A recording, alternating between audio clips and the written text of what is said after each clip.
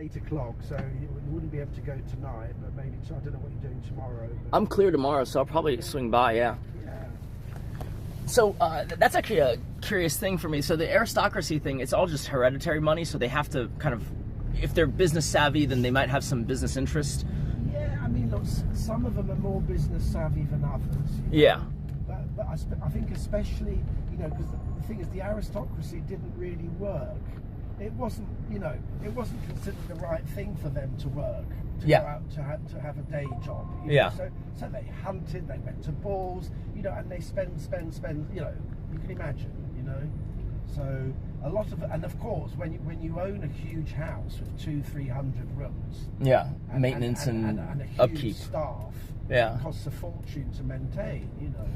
So some of them had land and tenant farmers, but you know, and then, you know, things began to change, and you know, so that's why the National Trust rescued a lot of these stately homes, you know, by buying them up.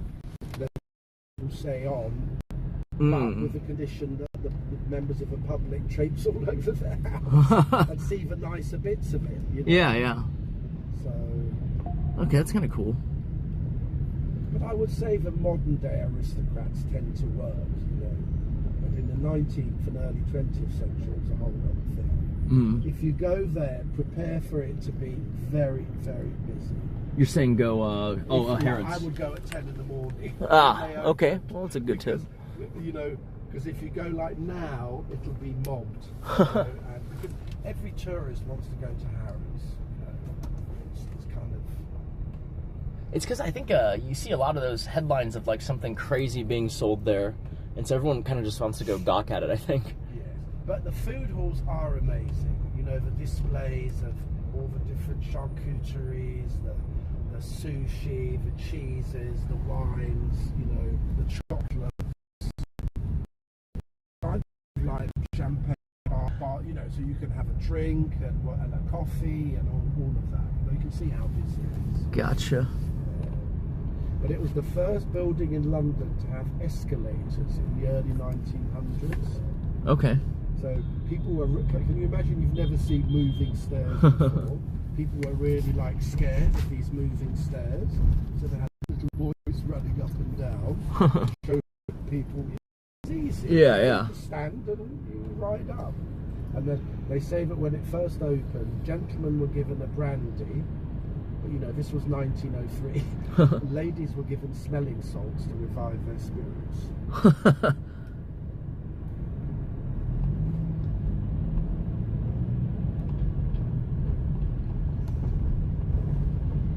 But yeah, I mean, from your hotel,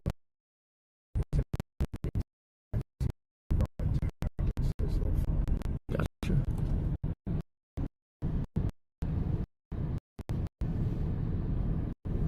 Then if you wanted, we're going to pass them. There are 3 big museums down here. I don't know if you've heard.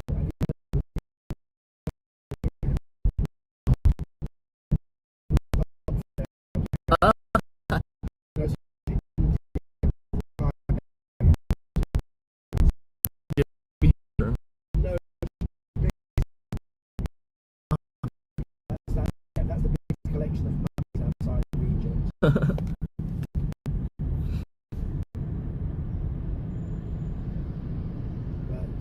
At the moment, they've got they're quite big on fashion. So actually, we've got a very nice fashion exhibition of fashion through the centuries. You know, from the big dresses. You know, the with the hoop whatever. Right through to kind of the 1980s. You know? Oh, you're saying that's in there right now, or what? So, no. So that's a church. That's a girls' oratory, and then this red brick, and it's a massive museum. Yeah. And then at the moment, they've got the fashion exhibition of the fashion designer Schiaparelli. Okay. It's a paid-for exhibition. Can you see the sign there? Yeah, I see it. Yeah. But yeah, so as you can see, it's absolutely massive. But the fashion exhibition in there is amazing. If you like jewellery, up on the first floor, they've got an amazing collection of jewellery. And they've got marionettes, the Tsarina of Russia.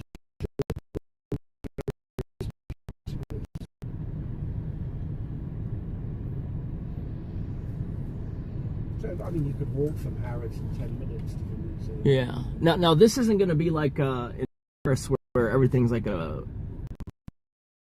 hour, 2-hour line, right? To get in, or Free. Only to pay for exhibition. So you just do the free now. And the exhibition you need to get for. And look, you can see the crowds here because it's Easter holidays. oh right, yeah. You know, and this is the museum. In fact, you'll see Tyrannosaurus Rex in the gardens. Can you see the skeleton? Oh, okay. Yeah. So you know, it's a great museum for the kids. So now, is this the one? So look at the lines. Look. So Oh, here, wow. Yes. Here you're going to have. What a line. great building to put it in. It's a beautiful building. Yeah, it's purpose built. So is this the one where because I'd read in World War II, like what, they lost a lot of the specimens because of the bombings? Yes. Is this the same? But this wasn't. I don't think the Natural History Museum was hit by a bomb. Not as far as I know. I might be wrong. Because the whole thing was the Spinosaur, right? For like 40 years. Because I think Yeah. I think this museum has some of its artifacts elsewhere. Ah. So maybe that's what Okay. was bombed. I don't think the actual museum was bombed. Because they had a pretty, like, they discovered the Spinosaurus, and then they had an almost complete skeleton, and like for 40 years after World War II, no one could, look at one because like it got destroyed. Like the one specimen for that whole dinosaur, until they found another one like in the like early 2000s or something like that. That's right. Yeah. But they do change what they have on view there. Gotcha. That one definitely, I would say, because it's still the Easter holidays, I would probably avoid. Ah, okay, yeah. Because if you don't want to line up, then it's not a place where you can queue jump or something, Mm-hmm. But the Victoria and Albert, you could just go in, but it's just because all the families go to the Natural History Museum. But they do have an amazing collection of. It's a really big museum, huh? Oh, I mean, yeah. And then behind both of those museums is the Science Museum. So we call it our museum quarter.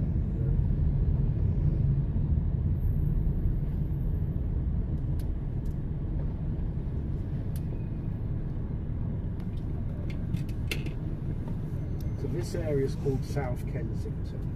Again, it's a very nice area. But whereas you're in the borough called City of Westminster, Yeah.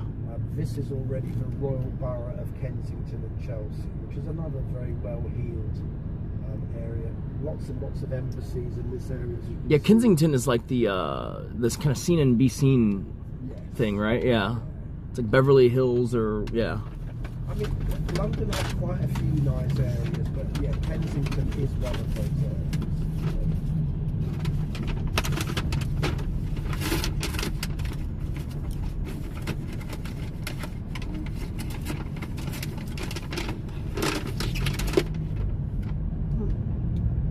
Wonder which is which. Let's try one. I guess there's only chicken cake that came in 10 piece. Okay. Yeah. Or 20, but yeah. Well, each.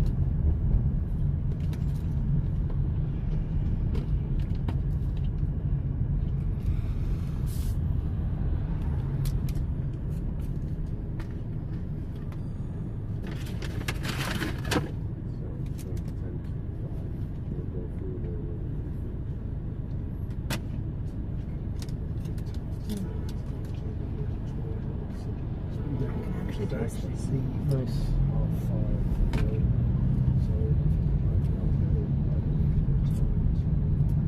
Where's the saltiness?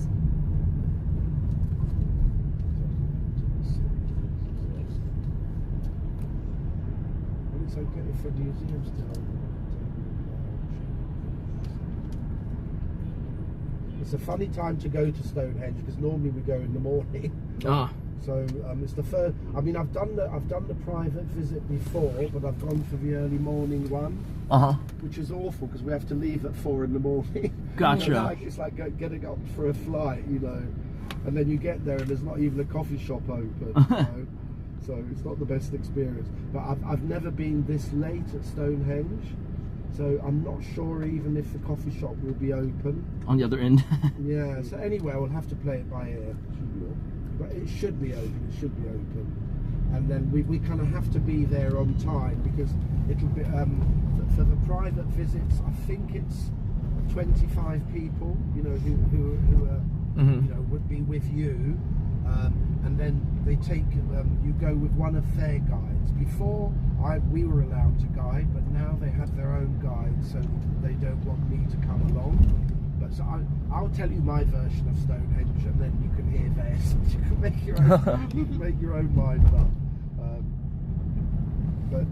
You know, you're there for about an hour, and I mean, it is special because you're walking in amongst the stones. You know? So it is very, very special because, you know, I was just there a few days ago on a regular visit. You know, we do a circular walk around Stonehenge, which is nice, you know, but it's not the same as what you're going to do today. You know, it's a bit more special.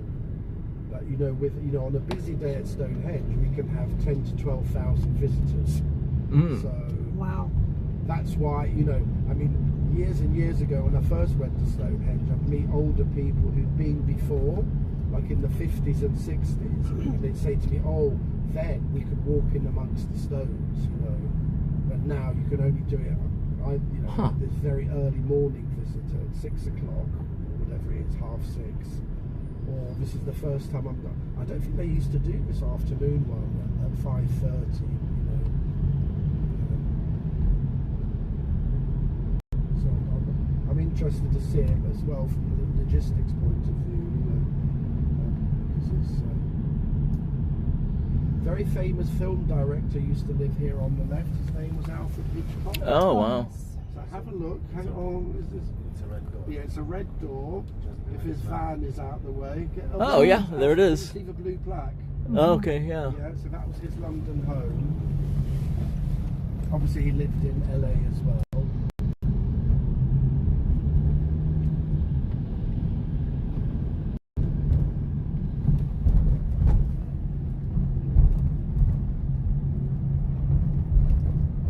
Was it his choice to have the door painted red, or they did that after? Well, you know, it's some years now since it's been red for years and years, to be honest. I don't know if that was the colour he had.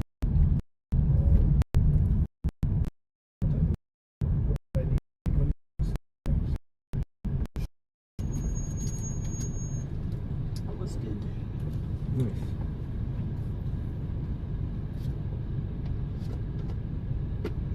I had a film director on a tour, and he was telling me that Hitchcock was a bit. He was a bit of a psycho. Do you remember seeing the film The Birds? Yeah. Well, he was, because I mean, I saw that as a child, and it terrified me. Yeah, yeah. You know, but he was a young guy, but he's a filmmaker, and he was telling, because he was really into Hitchcock, and he was saying that he with live birds, and they were really pecking at her. So that scene when you think, oh, it's just a film. No, he wanted her to be screaming and shouting and whatever, you know. And then another time in one of his movies, he was telling me, I mean, this is a bit gross, but he gave the actor a laxative and then tied him up in a chair. Can you believe? Oh, a little extreme. I mean, that, you know, so Hitchcock was a bit of a, you know, everything for the art kind of guy. yeah. He's like, I want method acting. Yeah, Stanislavski, what was it called? Stanislavski method, isn't it? The actor wants everything to be realistic or something. Yeah. Well, it's like in the 80s they used to have those snuff movies, and you're too young to remember those. But, you know, there were snuff movies, and you never quite knew, like when the woman was having her head cut off, was it for real or was it pretend? Oh, really? I didn't. Okay. Yeah, it was before your time. But I mean, I couldn't watch them, but I had friends that used to kind of, oh, you've got to see this movie. You know, they cut her arm off and whatever. But they're all filmed in South America or in very dodgy places. Gotcha. So you didn't quite know if it was really happening for real. So I couldn't watch it. You know, I was like terrified of it. Thank God that the fashion for those died out after a few years.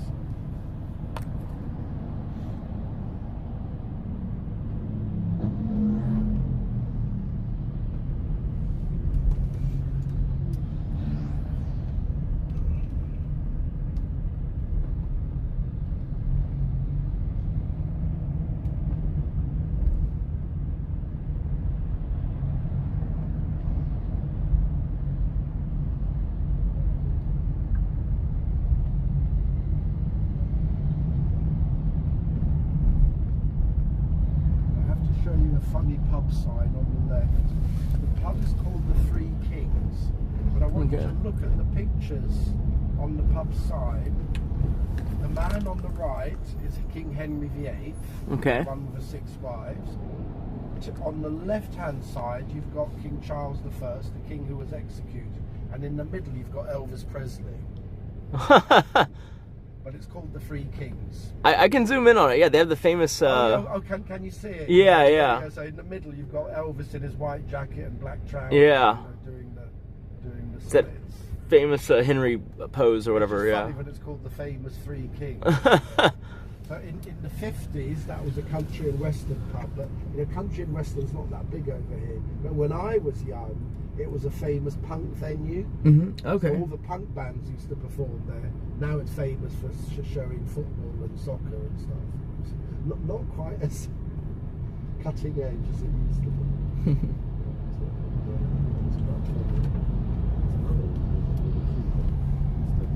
Where's that?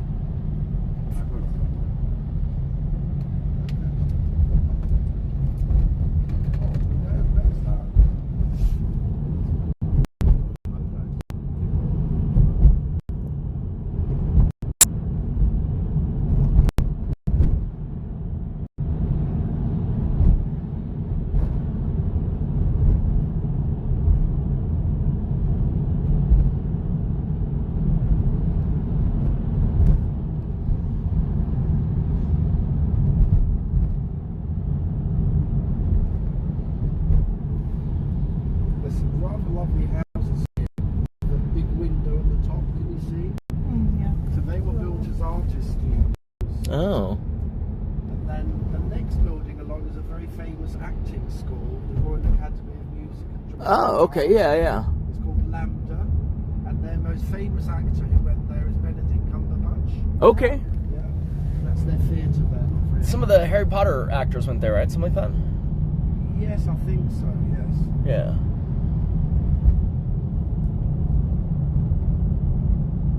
Then we have another acting school in central London called RADA. So you've got Lambda, and then you've got RADA.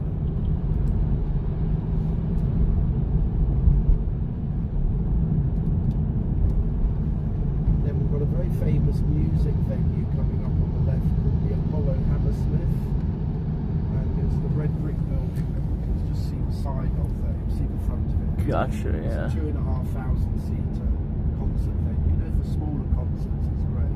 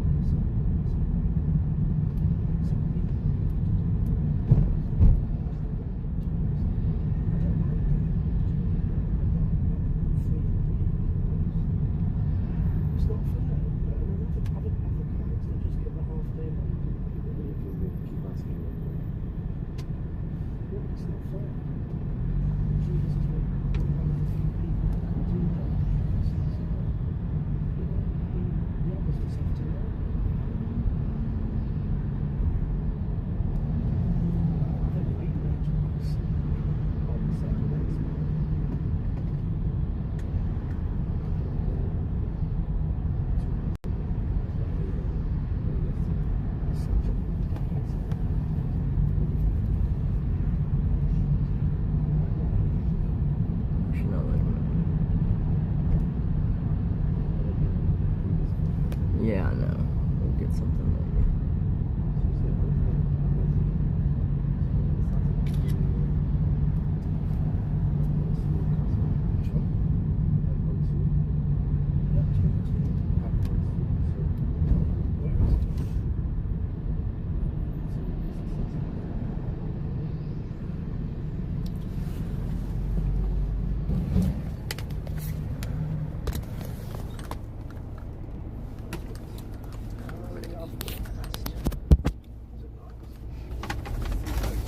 The other one, you know?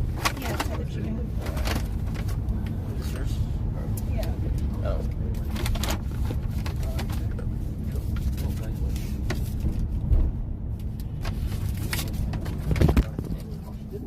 I wish I had gotten more now. I wasn't feeling hungry and took my vitamins today, but now I'm still hungry. There's. Here, take this one. You sure? Yeah. You sure? I got pork and others. I got 2 other things. Thank you. I figured in case you were hungry or I wanted to try the chicken. Yeah, they're good. Yeah. Glad you're hungry again.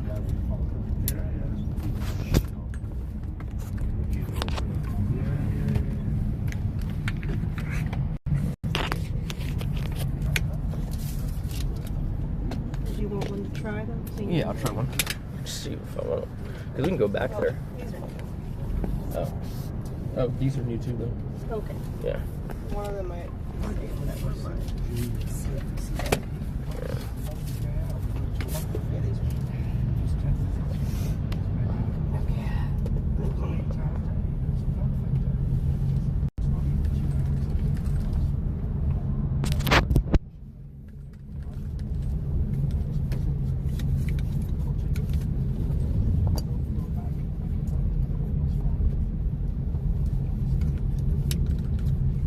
That's good.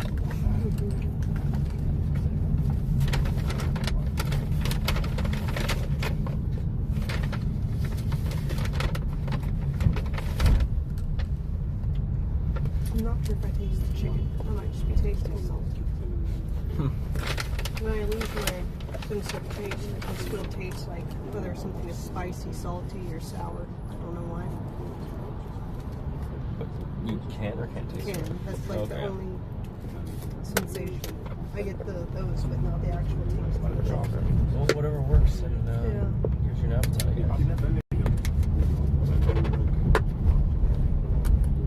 Because they've got the itineraries on there.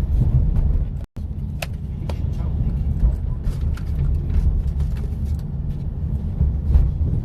Nikki Rock.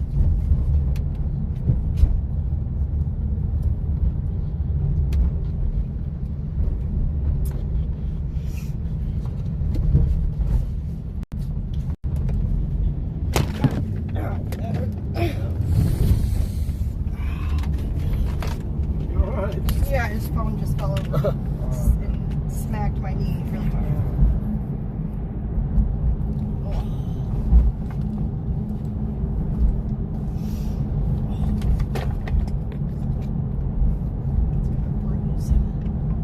That Peter Griffin sketch.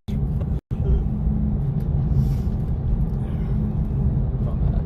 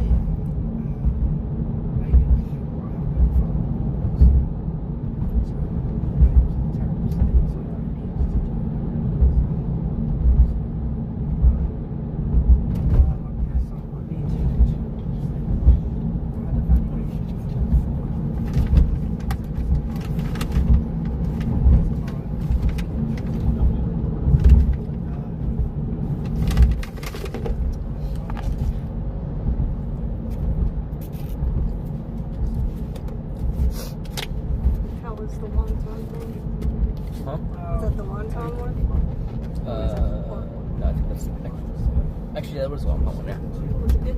It's pretty good. But it's spicy as well. There's the pork and shrimp or prawns. These are the dessert ones.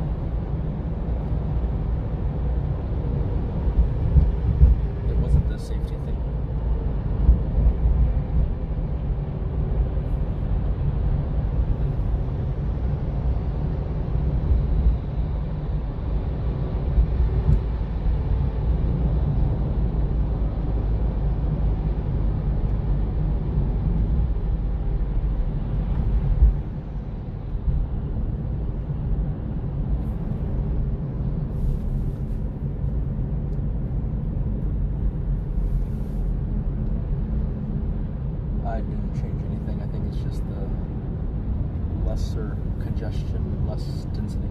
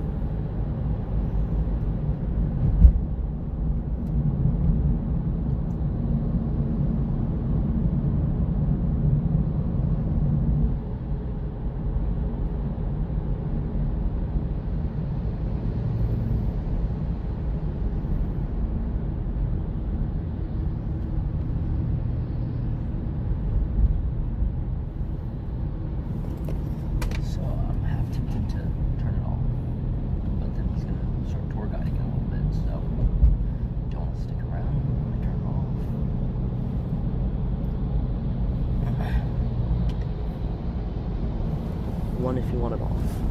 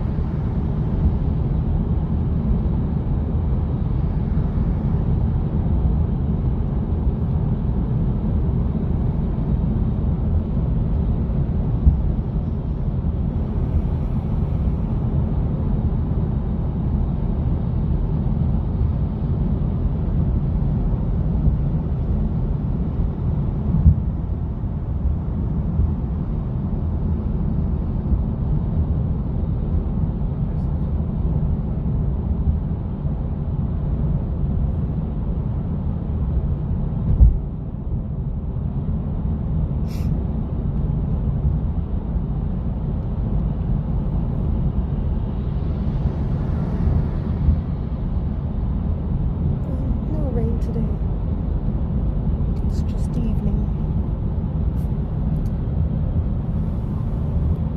It's 4 p.m.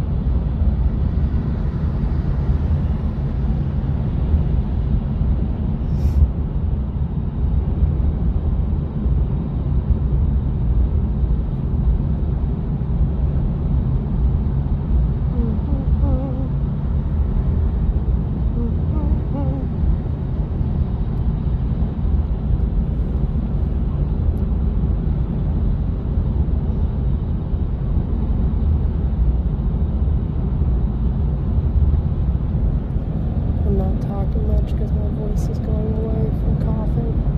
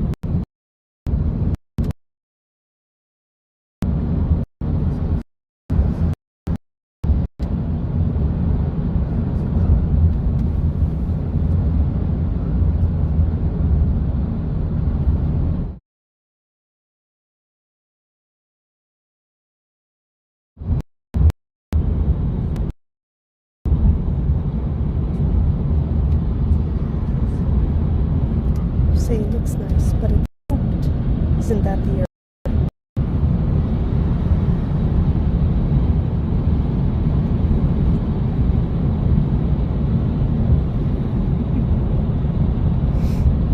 Everywhere has problems. You gotta look on the nice side of things wherever you are.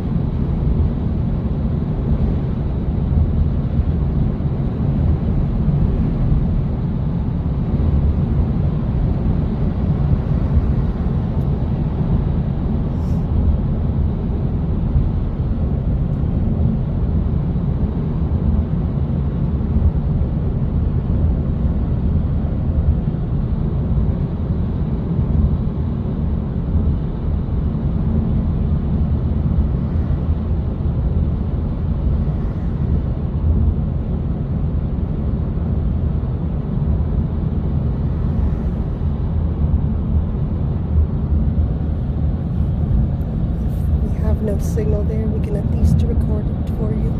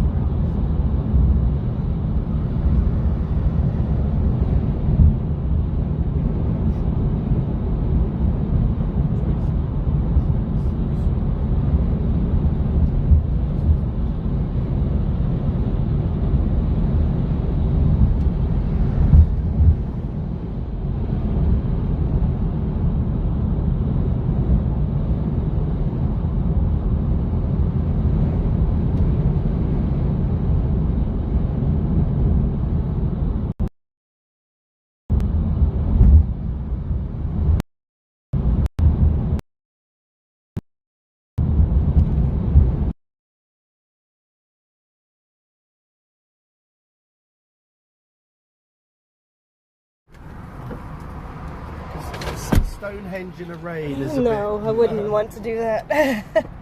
I'll never forget my last tour before COVID. I had this couple, and I'll sit in the middle so you can put your legs out. Okay. And we went all the way to Stonehenge, and it was raining. She said, "I'm not getting out." I said, "We've just driven 2 hours." I said, because we weren't visiting anything else. Yeah. You know, 'cause sometimes we're going to Salisbury or. Yeah. I said, "Come on." I said, "We've driven 2 hours." I said, "Look," I said, "I've got umbrella, you know." So anyway, so I persuaded, because there's a little minibus that you're going to go on, which takes about 5 minutes. And so she came on a little minibus, you know, a bit grumpy looking. And she went out and she says, "Yeah, okay, I've seen it now." I'm back. Anyway, so you're excited about seeing Stonehenge? Yeah, Yes. It's fantastic. But I have to explain. People were probably here thousands of years ago on this island. The oldest fossils at the Natural History Museum that we passed are fossils that are dated about 400 or more, 100,000 years BC. And they can tell from those fossils that some, you know, before Homo sapiens, some kind of human form ate these animals. But we had a massive ice age, we had 25 ice ages, but the last ice age was 14,000 to about 10,000 BC, and then the ice began to melt, and some of our wonderful parts of Britain were formed, you know, as the ice was melting, particularly places like the Lake District in the north of England and so on. And we think that people came back about 9,000 BC, so 11,000 years ago, and there used to be a land bridge approximately where the Eurostar now goes. You know, we have a train that goes from England to France, and And if you look, actually in the guidebook at Stonehenge, you know, they've got a drawing of how it was quite a thin land bridge, but these early hunter-gatherers could have crossed over, you know, and they began burying their dead near to where Stonehenge now is, but there was no Stonehenge. We think that these early people chose this area because it wasn't thick forests, so it didn't need to clear, because the rest of Britain was covered in really thick forests, you know, so they would have had to have done a lot of cutting and whatever, whereas here it's a little bit as it looks now, you know, with the odd trees here and there and vegetation. And so, but anyway, I think these early people cremated their dead. We can't see these 4 white circles because they've moved where we now are at Stonehenge. There used to be a car park right next to Stonehenge, and the area where they found the cremated pits in the 1960s were marked, but it's not in an area we see now. But we know that, I know they're there because I used to go there and I used to see them and show them to people. And then, as we approach Stonehenge, we're going to see a long burrow. Okay, a long burrow. You could bury anything between 30 and 50 people. Okay. And these are dated about 4,500 BC. They're called long burrows. They didn't bury them as a whole body. They buried the skulls in one section, the chest pieces in another section, the arms in another, in like kind of sections. A bit weird, but look, it's a religion we know nothing about, you know. We know at the entrance there was one full skeleton. But there's only one of these in this area, but we do have them in other parts of the country as well. And still, there is no Stonehenge. However, you're going to see the heel stone today, which predates all the other stones. And that was put there at about the same time as the long burrow that I'm also going to show you, just as we're driving past. I mean, there's nothing to visit next, it's just a mound of earth, okay? So that heel stone dates back to 4,500 BC. We think it was like a marker to show this is where we bury our special dead people, okay? Then we get to 3,000 BC, so 5,000 years ago. The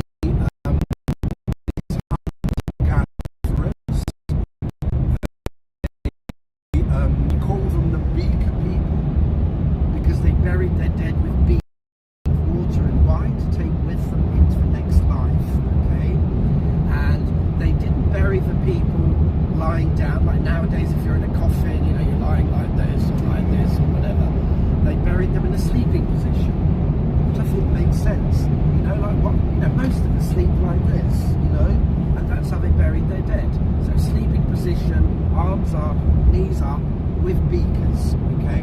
Now, I don't know if the little museum is still going to be open when we get there. If it is, I'll quickly show you some of the beakers and also a couple of the skeletons if it's still open.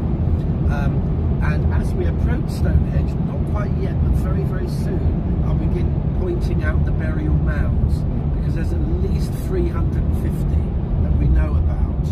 So they're all different shapes. Some of them are bell-shaped, some of them are just mounds, some are like kind of saucer shapes. Okay. And they're mainly men, okay, so we think these were the important people. And these are also the people that built the first henge.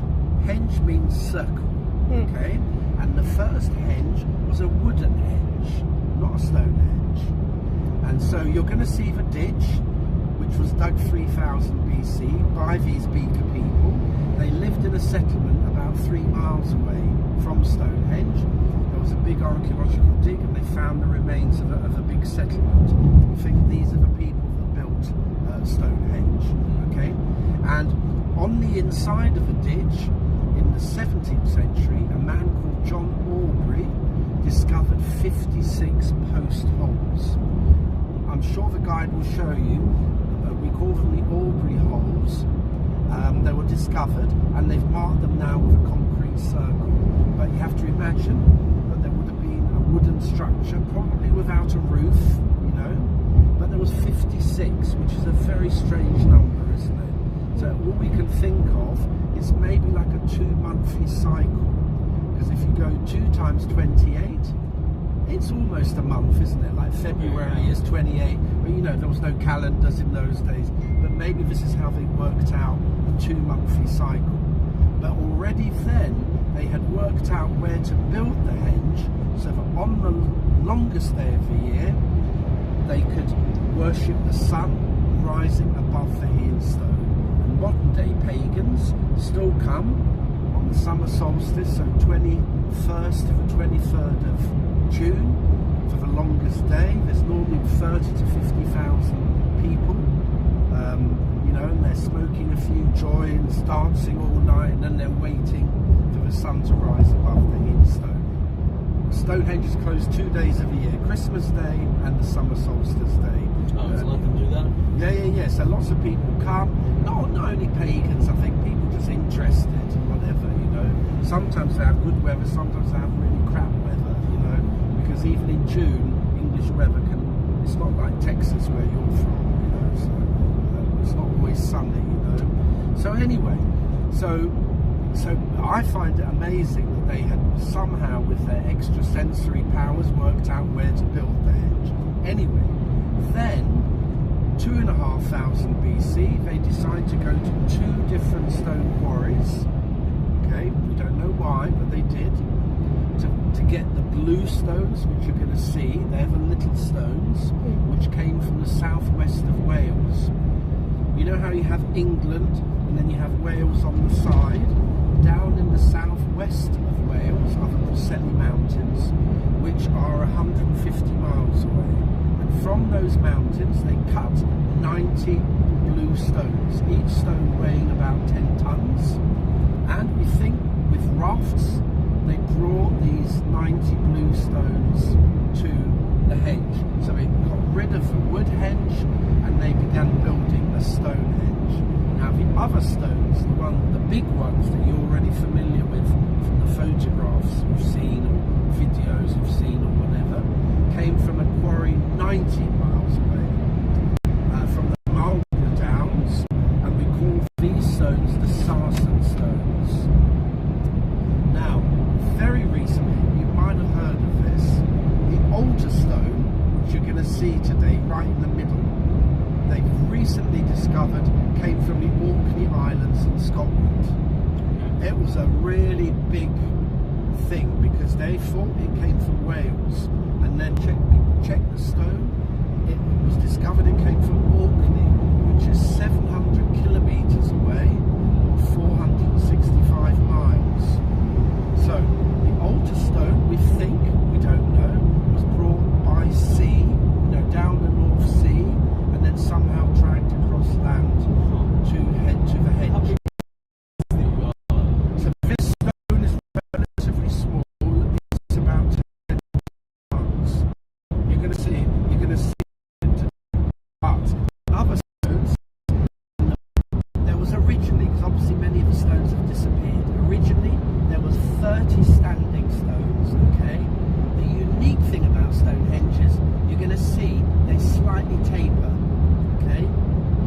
So 30 standing stones, 30 lintel stones originally, and then in the middle there's a horseshoe shape facing towards the hailstone, which is outside of the circle. Does that make sense? And the trilithons, as we call them, the really big stones, they weigh 45 tons each. Wow. Now we're talking about 2,500 BC. No ropes, no vehicles. We don't really know. How do you drag a 45-ton stone across 19 miles? It's a bit of a distance. Yeah. There was a BBC documentary a few years ago, and they had 150 people dragging the concrete stone, but a 45-ton stone. Now the horseshoe shape is 2 massive bold stones and a lintel stone. And we call these trilithons. So imagine, you've got 30 standing stones and then the 5 sets of trilithons in a horseshoe shape with the altar stone that I mentioned in the middle, facing towards the hailstone. Now we're beginning to very shortly start seeing the burial so I need to keep my eyes open. When you see mounds just in the middle of the field, that is the burial mounds. But when you're at Stonehenge, you're going to see lots of them in the distance. But a lot of people don't even know about the burial mounds, so it's good that you're kind of aware of them. That this was a sacred burial. There's one there. Oh, can you see there? Yeah. Right. Keep looking because there's going to be some more coming. Yeah, here on the right. Oh, another one right there. Yeah, can you see? As I say, that there are 350. Yeah, it's behind the. It's just there. Can you see? There's 350 of these. Oh, so in each one, you've got the one man lying there in the sleeping position, and you're going to see more and more of them as we approach Stonehenge. There's another one, much flatter. It's like a saucer shape. Now we think there was a stone for the winter solstice. The winter solstice is the shortest day of the year, 21st to the 23rd of December, just before Christmas. But that stone has disappeared. Because you know, when Britain became a Christian country, people stopped using Stonehenge and people began stealing stones. It wasn't until the 17th century that one of our kings, Charles II, was fascinated by Stonehenge, and he sent artists to draw Stonehenge. Some of the oldest drawings of Stonehenge date back to the 17th century. So we think that Stonehenge was used for the longest day of the year celebrations, shortest day of the year celebrations. There's some argument between well, actually, it's 22. Yeah, I think we've got time to do a little stop. We're going to do an extra little stop at Woodhenge, okay? Which is something you probably heard about. But we've done good time because it's 20 to 5. I just want to be 5. One of the purposes are... Yeah, so his longest day, shortest day of the year, they didn't live there. It was like a place of pilgrimage. Imagine these early people coming from hundreds of miles away. It's amazing that they brought this stone from. So it just shows people living here then must have really thought this was a special place, you know, because for a stone to be brought, I mean, even now, 465 miles away to here. I mean, it's just incredible, you know. So it must. There are other stone circles, but Stonehenge is unique, as I say, because they're shaped. They've also got a pimple. You're going to notice because some of the lintels are missing. There's a pimple because the lintel stones had a hole that fitted onto the pimple to make it. Sorry. Yeah, like Lego. Yeah, like a Lego, exactly. And also, the lintel stones had grooves, so when it was it was a height circle as well. Right now, So when they did the archaeological dig here, they found evidence of loads and loads of huts where the people who built Stonehenge lived. Okay. And there's a river. Can you see where the village is? Yeah. The River Avon comes there. So we think the bluestones were taken along the south coast of Wales, up the River Severn, up to the River Avon, and then dragged across here. Because Stonehenge is over there. Let's go and have a quick look at The water-based transporting of the stones, like what is that by, like a boat? with a raft. You know. Like Oh wow. rafts. Okay. Oh yeah. They just like okay. But, you know, it just shows the ingenuity of humans. You know, we think we're so sophisticated with AI and computers, but I think in a way we've lost a lot of our extrasensory perception. Gotcha. You know? Yeah. So look, come and have a look at the drawing first. But can you see the concrete posts are different thicknesses? Yeah.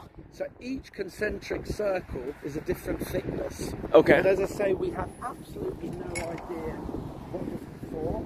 There's one child buried in the middle, a 3-year-old child, who was sacrificed. Oh. But we didn't, you know, like the Aztecs in South America had human sacrifices. Yeah. We don't think that they have that here. So this is a picture of how it might have looked. Gotcha. And this is the lady, Maud Cunnington, who saw it from the plane. So look, we are here, and then Stonehenge is here, and all the little orange things are the burial mounds. Oh, wow. I bet you're glad you brought your coats now. This looks like a Stonehenge. Yeah, I think you might need a bit more. I have the other one inside, yeah. Wait, so you're saying it was a sacrifice, but not... what do you mean by it's different than me? Well, this is the only sacrifice. One skeleton was found at Stonehenge. We call him the Stonehenge Archer. And we think he may have been sacrificed. He was about 25 years old. And he was 5'7", you know, and but it wasn't all about human sacrifice like with the Aztecs. Gotcha. You know, so you can see here. So each circle is a slightly different thickness. So where the wooden post was, obviously they've put the concrete post because wooden posts would rot away. Yeah. And I mean, they sometimes repaint the colours. So, but it's fascinating, isn't it? So. But are they just speculating that it was like taller? I think so. Okay, because So otherwise that drawing you saw, but we think it was something similar at Woodhenge when it was Woodhenge. Okay. You know, before the stone. The stone circle. And I don't know. Sometimes I take a picture of people. I don't know. Do you want to have a picture standing on it? Yeah. Okay. Do you want to use your? Come on. Now remember, you're much younger than me, so I might not be a great photographer. Which one are we standing on? Well, I mean, let's That's a flat one. Yeah, so one here and one here. Because you can't do this at Stonehenge.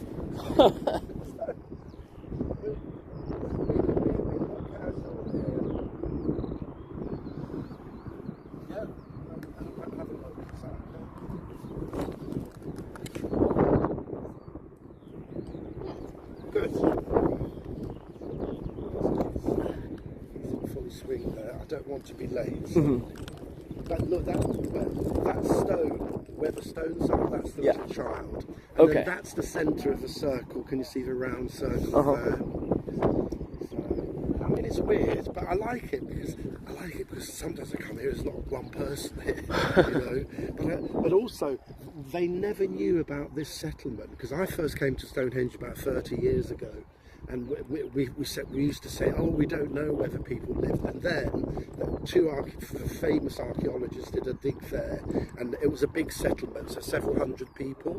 So we think these were the people building it. And obviously they didn't build it in a day, they built it over several hundred years. Because, you know, the stones, 45 tons had to be dragged to Stonehenge, and then they had to dig a ditch and then lower it in. I mean, how they did that, it's pretty amazing. Giants. Yeah. Well, yes, look, over the years, people said Merlin the Wizard brought the stones here, the Martians brought the stones here. And what I have to tell you, running through the line, now you're going to be right in the middle, but if you look towards the hillstone, there's a magnetic line of energy. I don't know whether the guy's going to tell you that, but some people, they go like that, and if you really concentrate, you might feel a very slight tingling. It's very slight, you have to really concentrate. Okay? When would be the most opportune time to use the bathroom? When we get to Stonehenge. Okay, perfect. Minutes. I know it's been a while. Yeah. Your food and drinks and au naturel. No, I think. Okay. One of my colleagues used to work in Russia when it was still the Soviet Union. He used to travel long distances. They get the people off the coach and say,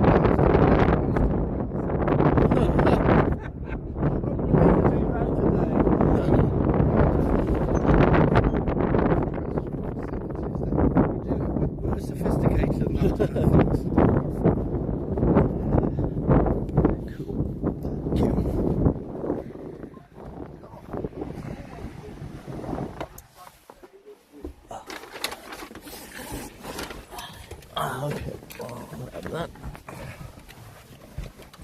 Is this all for throwing away? I think this one's the only one that we'll keep. The rest you want you to keep? Okay, yeah. Just because then Alex can throw it, can chuck it. nice. We have sushi. There's, Dumplings. Oh, lovely. It's my favourite, dim sum. Yeah. Yeah? Well, I can tell you where to go for good dim sum if you want.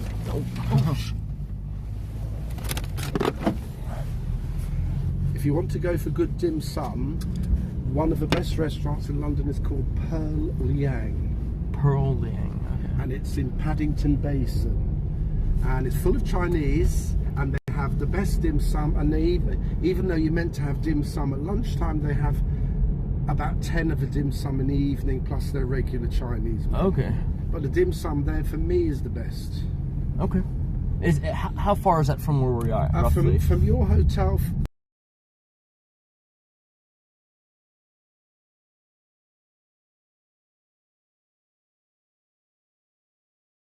It's very safe with us, you know, in the car.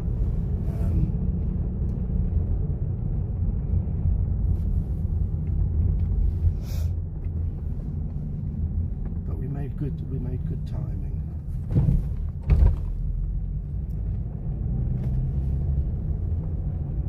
So have you been to UK before? A long time ago when my brother was doing study abroad, like Right. 12, 13 years ago. Oh, right. Yeah. So you probably don't remember much. Not really, and it was the, I mean, it was kind of the leaner experience. Right. Yeah. Yeah.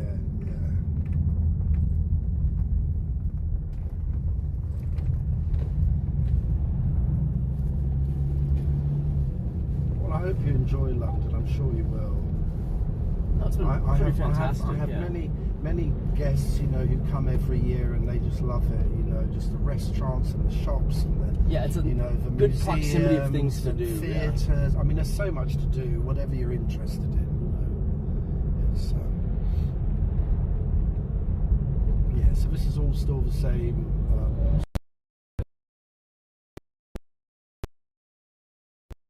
Different dates. You know, I used to have, the blue stones were earlier than the sarsen. Now they say both stones arrived at about the same time. But the thing about the blue stones is, why did they go 150 miles? We think that they thought the blue stones had healing qualities. Because not only was there 90... So, you know, if you had a bad arm, maybe you rubbed it on your bad arm or something, you know.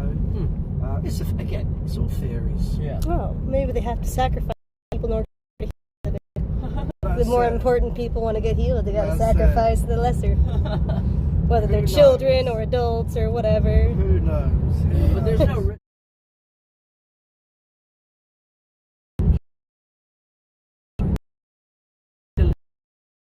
ley lines.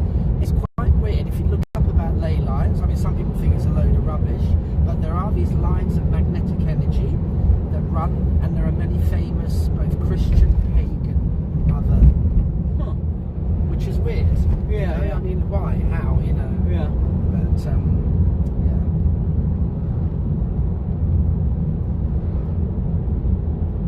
And is that the earliest kind of evidence of Neolithic people creating like such large, I don't even, structures? Well, Stonehenge was the biggest one. Yeah. I mean, there are lots of stone circles in England, in Scotland, in Wales, in Ireland, in northern France. So we think it was common in this kind of area, you know. But Stonehenge, as I say, is unique because the stones were shaped, which I think is what makes it more special. I've seen other stone circles in other parts of Britain and Ireland, and they're just rough stones. Okay. You know, so they're... And the number of them varies. So, you know, like with a church, you know, when you know the way churches were built, they were built in the shape of a cross facing towards Jerusalem. With stone circles, there doesn't seem to be, you know, I think they were all for different purposes. You know, we're not really sure. But definitely I think Stonehenge has something to do with the sun and the moon, you know, so. But look, it's a theory, so it's, that's what... There's another burial mound. There was another one there, and you're going to see lots of them when you're at Stonehenge in the distance. If you look on the tree lines, Straight down there. yeah, can you see? Oh, okay. Yeah, like just the... How of the Raised path. up? Yeah, in front of the trees over Yeah, there. yeah. Can you see like one, two? There's quite a few of them. Huh. Maybe they just got a hill because they were sacrifices. No, these were definitely not sacrificed. These were definitely burials. But the interesting thing, they were buried as skeletons. So not as people with the flesh. So we don't know if they. Oh, you're saying because they're segmented? No. Oh, That okay. was in the older one that I'm going to show you when we leave Stonehenge, the long burrow. No, these skeletons are complete. Okay. But they were buried as skeletons. Huh. So maybe birds picked away at the flesh, or they let the flesh rot away. I don't know. We don't know. But they buried them with grave goods. Of course, a lot of the gold jewelry and stuff was stolen by grave robbers over the years. Gotcha. But they weren't interested in the skeletons and the spears and the other things, which is what we have. Okay. What is the biggest indication that it was buried as skeletons? The largest burial of skeletons. I just mean like, what was the indication that made it so that they knew it was buried as skeletons versus in flesh? Oh God, now you've got me. I don't know. I'm sure there's a way to tell. I just wonder. I'm sure there is. Yeah. I mean, that's just what I've read, you know. Yeah.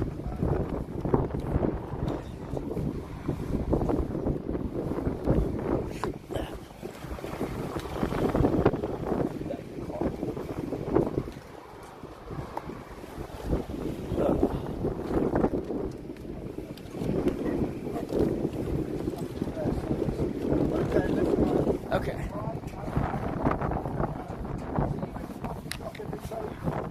Oh, I need my bag.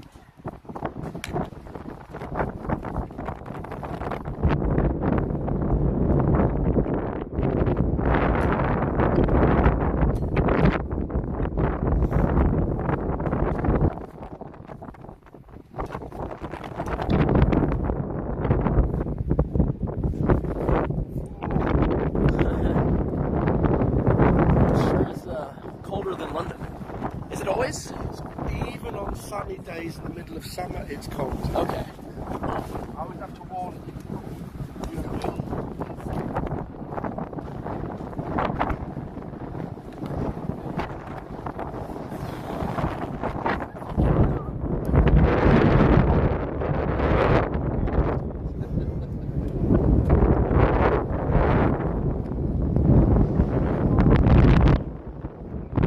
You're going to be frozen at the end of your visit.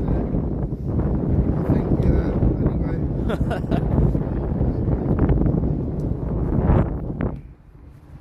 You'll survive. You're young people. So residents are just being nice. And I'm going to paint a bit with here and everything. We've got about 15 minutes before we kind of in line. I'll just meet you here. Okay, that works.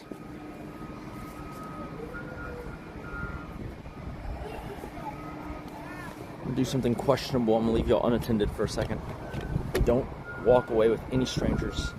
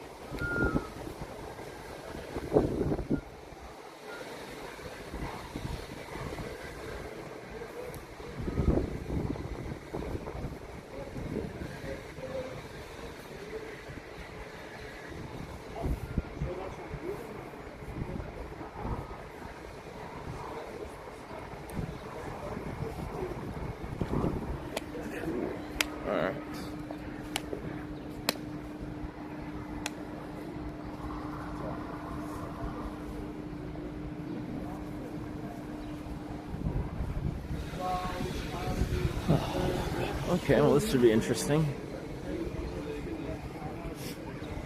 Yeah, I'm dressed kind of weird. A lot of coat for loafers. But whatever. Alright, we're here, boys. We're here. So I didn't realize they built a roof over it. Unless it's just some kind of center outside. Huh. Hey. Okay, so I've got half an hour to show you the little museum and the little Neolithic village. Perfect. Sorry? I have to pay for it. You have to pay? Really? Yeah. Oh, so the inner, even though we're on the inner experience.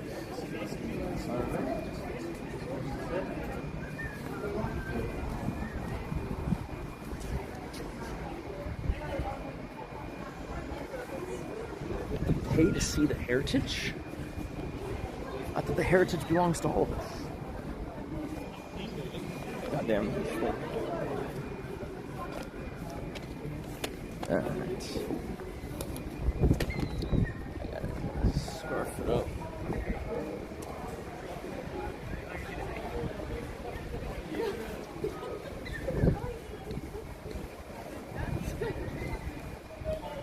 Or where's this? Is it kerchief? Oh, I unfolded all the way. Okay.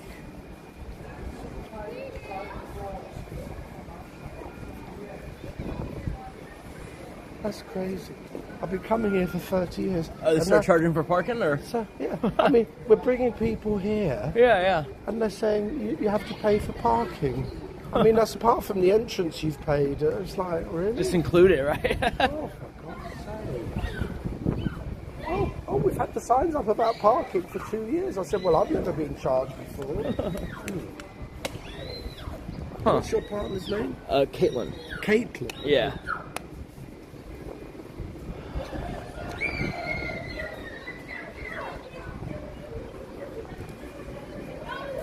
Yeah, so the cafe shuts at 6, so you won't even be able to get a coffee. I mean, did you want something now before you go in? I mean, I could grab a coffee now since I'm waiting. Yeah. Yeah. Grab one for her as well. Yeah. Yeah, otherwise there's nothing when you come out. Okay. Yeah. I mean, a warm drink is a good idea.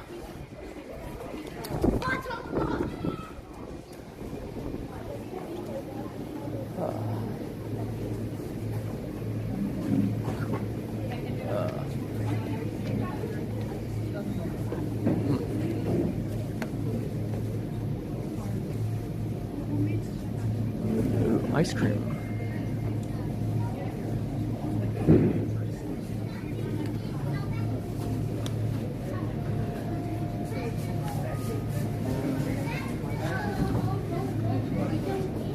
Have y'all seen my newest toy?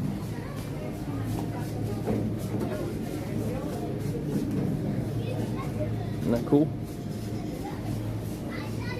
It's like a better Swatch alternative. Okay, let's see.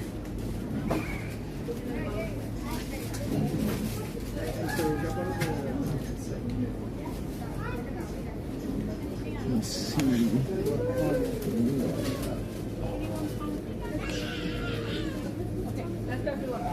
Okay.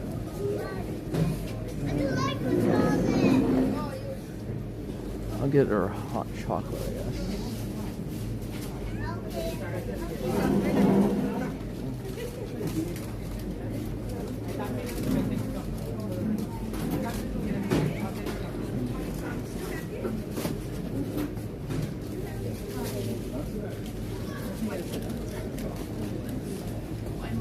Hello. Can I do the larger Americano and then also one large hot chocolate? Sorry. What's the Oh, the Americano, the coffee. black or white? Black. Large Americano and a hot chocolate. Yes. £7.50. Okay.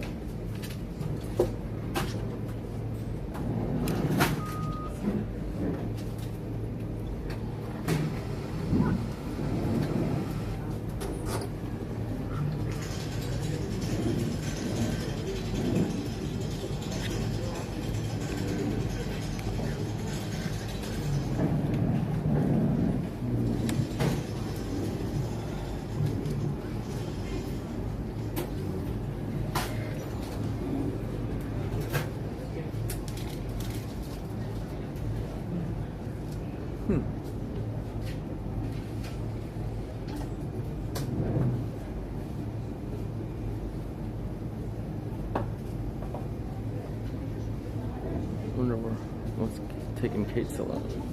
Okay.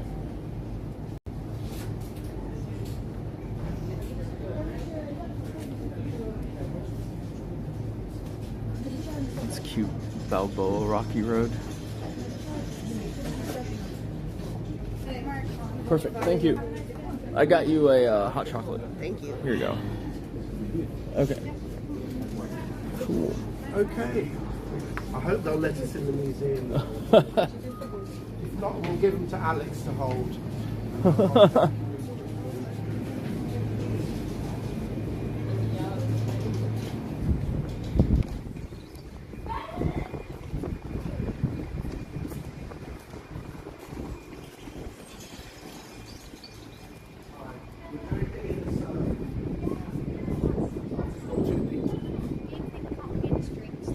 Gotcha.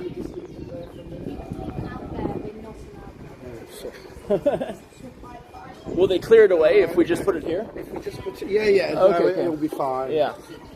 Okay, perfect. You can have that. It'll just be a fleeting visit. This is actually quite good to see. Oh, wow. Showing you as a full circle. Oh. So these are the little blue stones, can you see? Yeah. And then these are the 25-ton stones with the lintel stones.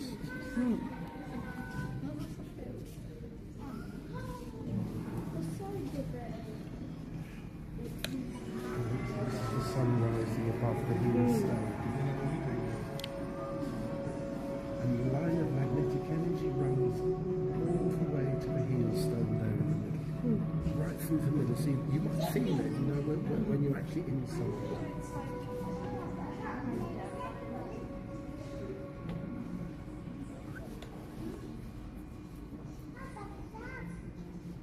So that heel stone is 4,500 BC.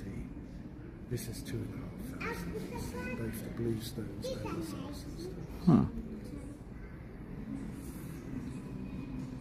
And then it also shows you what it looked like Woodhenge. So, like the stones that are missing, what happened? Like they just probably cracked, or? No, people just began stealing. Oh, really? Actually, Okay. in Avebury, they've got 2 of the stones in the church. Oh, really? Oh, just use these stones to build our church. You know? Seems like it's connected to spiritual things. Yes. So this is Woodhenge. Okay. See? Huh. Obviously, the ditch that you're going to see was much, much deeper before. You can see that. Mm. Much, much deeper.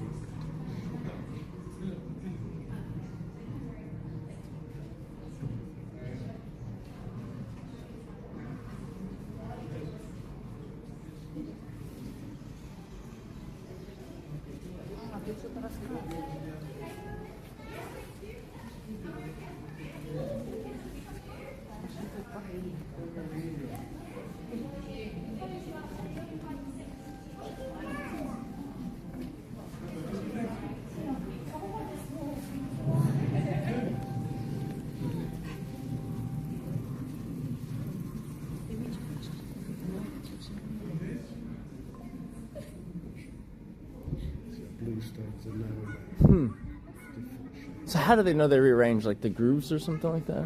I think from the imprints in the ground. Gotcha. Because of, because the stones are much deeper, go into Yeah. the earth much deeper.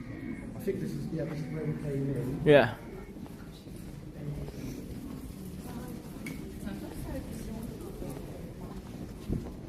So here we can see some of the tools that they used for shaping the stones.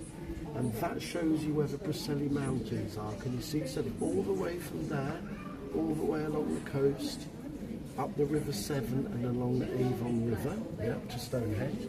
The Marlborough Downs is where the sarsen stones come from. So that's 19 miles, that's about 150 miles. And then,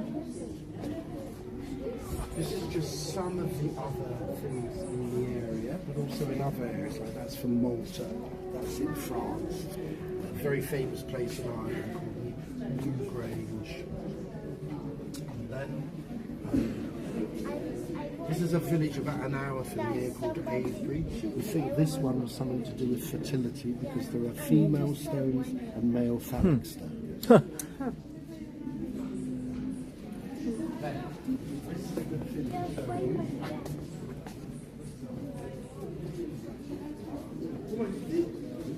This is how Woodhenge would have looked with the 56 post holes.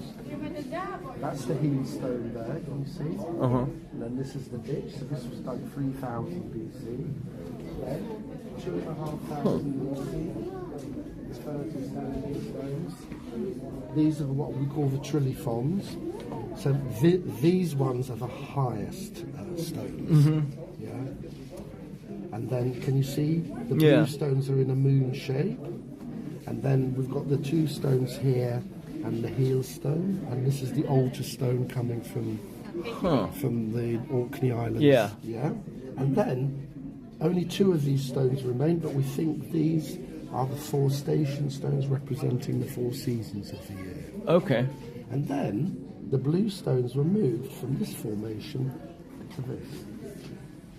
So these stones all stayed the same, but the blue stones were moved. We have absolutely no idea. What are the grooves for? Which grooves? So that's the ditch. Okay. Which would have been much, much deeper. A protective ditch. Oh, okay. Yeah? And then that's basically how it looks today. And then come and have a look at this. Well, why are these called the slaughter stones? We call it the slaughter stone because it's got iron in it, so when it rains, it turns red. looks as though it's bleeding. So in Victorian times, they thought, this is where they must have done human sacrifice. But no, it's just because it's iron. Okay. And then this is what we call the Stonehenge archer. They've actually, from the skeleton, they've recreated his face, so he just looks like any old hippie. You know. Could be living in Texas. Looks like Thor. Yeah. So it says here he's 25 to 40, died about 3,630, 1.72, 70 kilos. So kind of, quite normal. He had a bit of a diseased knee.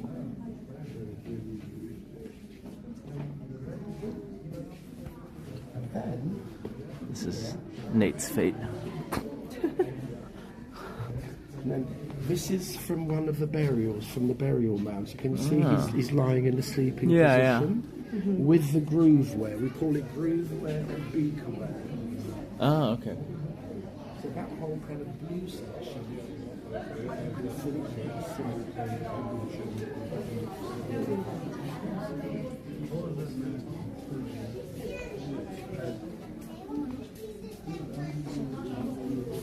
This is if Nate didn't leave AC7. You like him? It looks like someone I know.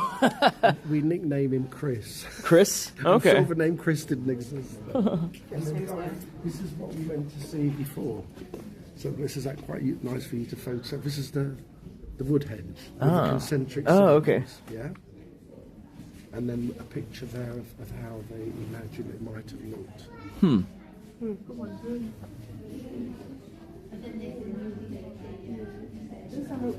But the little orange spots are all the burial mounds, you see, so they're just all over.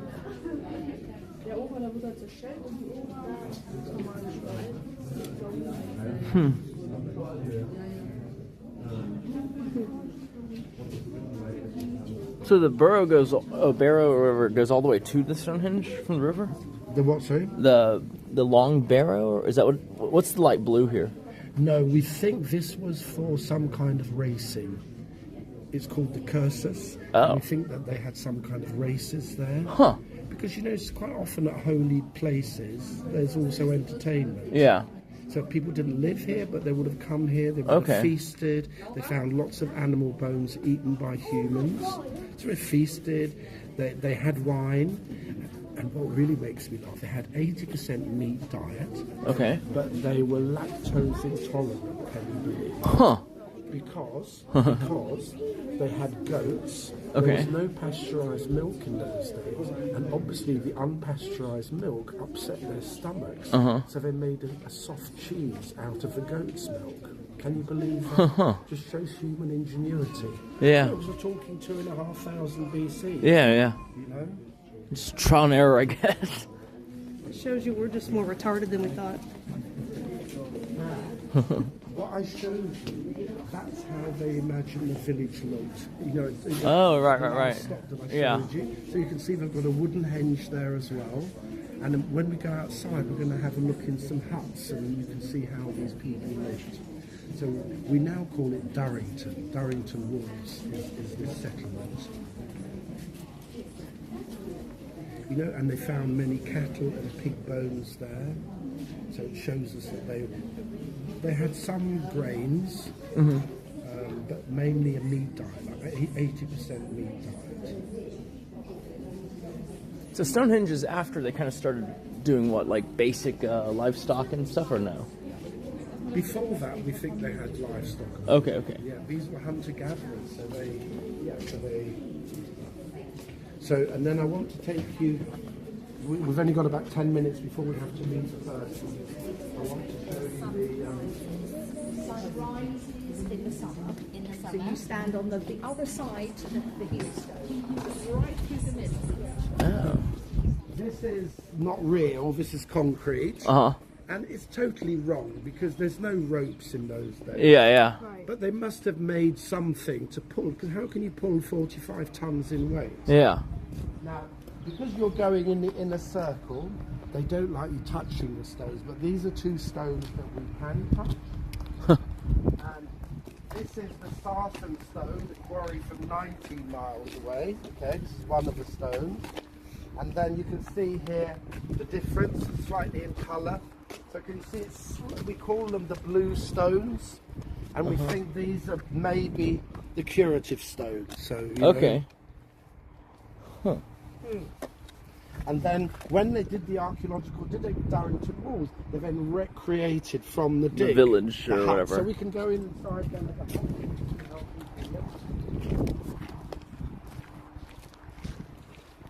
Not quite like your hotel.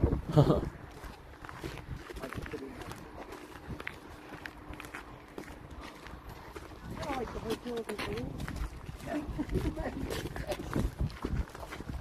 So is that movement of the big stone, is that theory, or do they find some like discarded like wood that would indicate? It's a theory. Okay. You know, I like giants better. yeah, I mean, but to drag a big stone like that on wooden logs for 19 miles, I don't know, to me it doesn't seem... The amount of it coming in...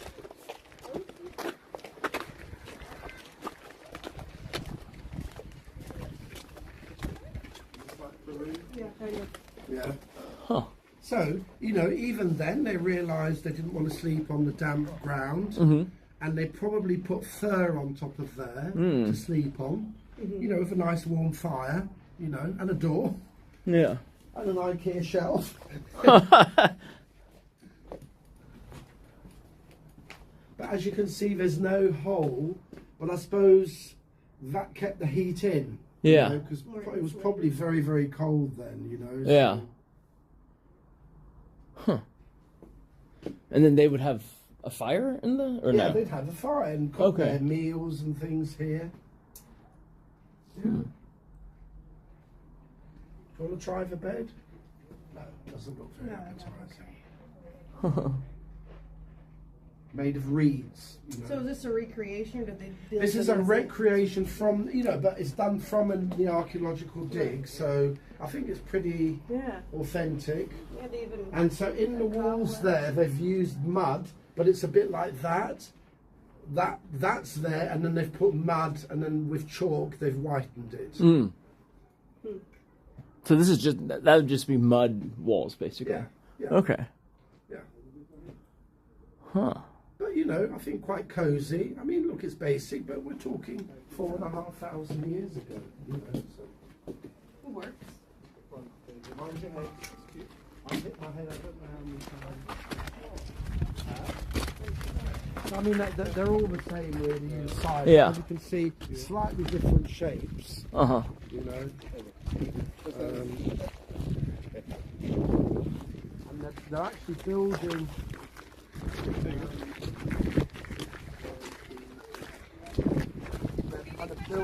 like a, I think, a huge space over there. So Oh. you can see there. Yeah, you can't really see it properly. Again,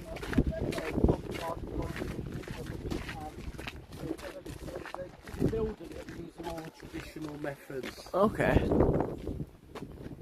You know, because everyone has a village hall or somewhere to meet and meet everyone and congregate with the other people, but everyone wants the privacy of their own home, even back then. You know?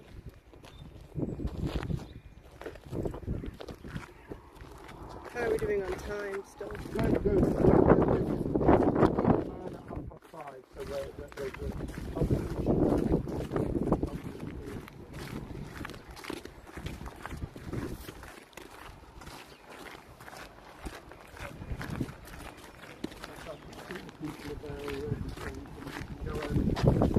what will happen, because I used to, I was only here 3-4 months ago and I was able to go with my group, but now they've stopped it. So but anyway, look, I've told you my version, and then he can tell you Okay. their version. And then you drive for about 7 minutes, and then they'll give you a little talk and everything there. Let's go and get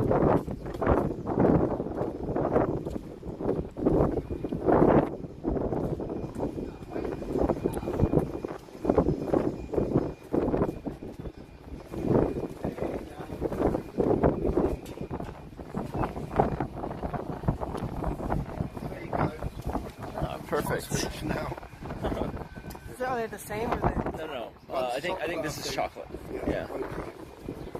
And then look, because the coffee shop won't be open, we're waiting in the car. Just, you know, Okay. Yeah. There's only going to be about 5 or 6 cars. So Okay. it's so cold.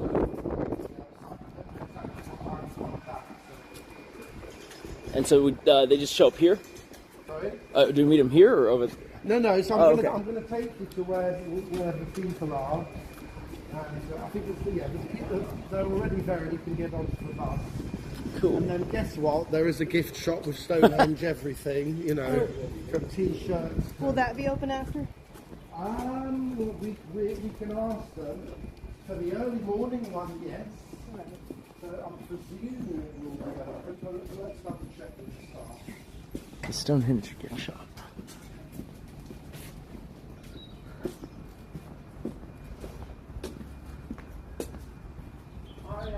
Is the shop going to be open after the visit?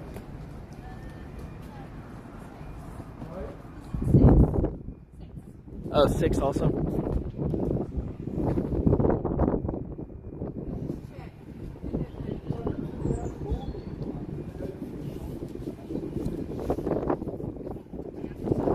I should probably go and look. So we should probably have a look at least, right? Okay.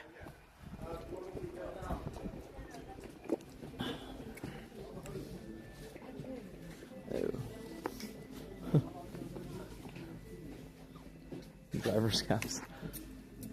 Interesting. I don't know if I'd remember it. I got the hat at Stonehenge. English Heritage umbrella.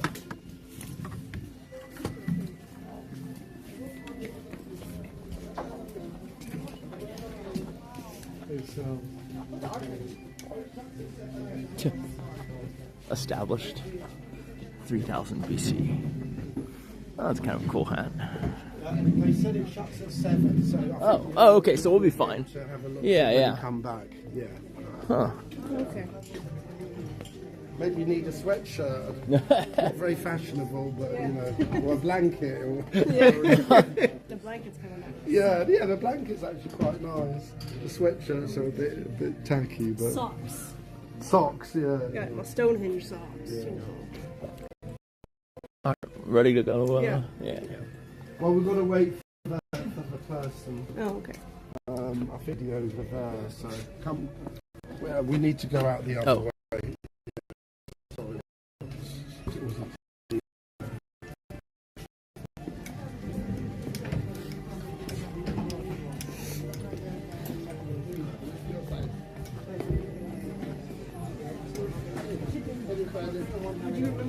Pigeon at Stonehenge.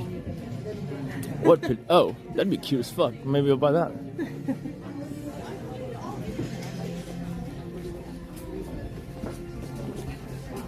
dude's cute. F. I don't know. But I mean, it doesn't really matter, I guess. Whoa, whoa. My nephew loves those. Doge. Cute dog.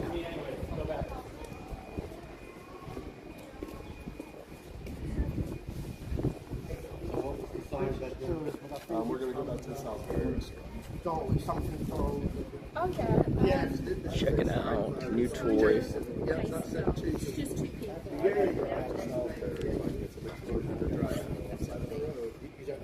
You buy a pigeon before because take pictures of it at stuff. You want me to do that? They're gonna get mad at me, but alright, we'll do it. Alright, we'll take pictures of the pigeon and stuff.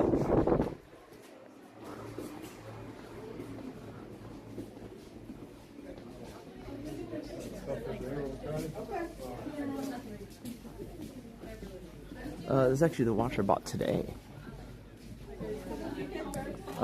Earlier when I was trying to stream going there, but then it was disconnected.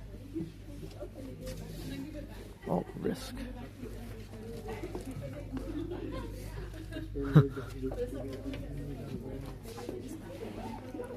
Got this.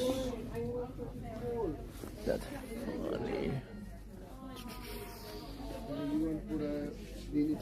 This is cute as F. What the? Oh, it's paper Stonehenge. Alright.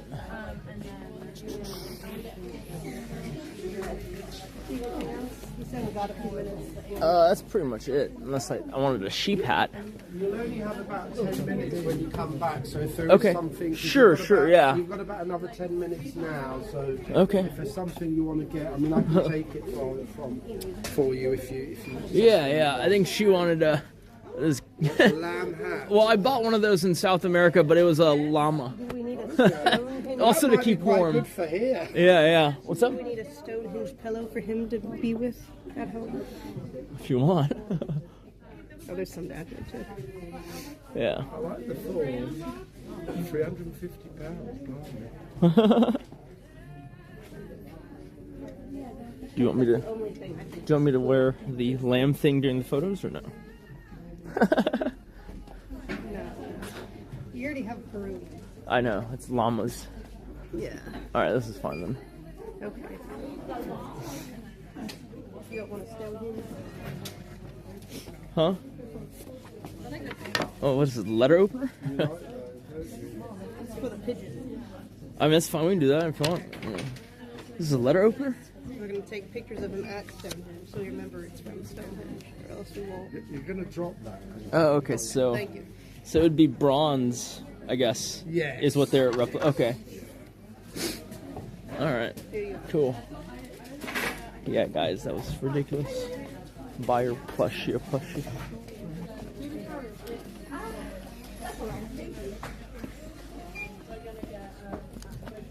You see that? Hmm? They're saying it's another level of rich when you're buying your plushie, a plushie. Yeah. Good. That's our brand. Well, maybe they shouldn't put those out in the open. Ooh, a hair tie. A Stonehenge hair tie. Hello. This and that.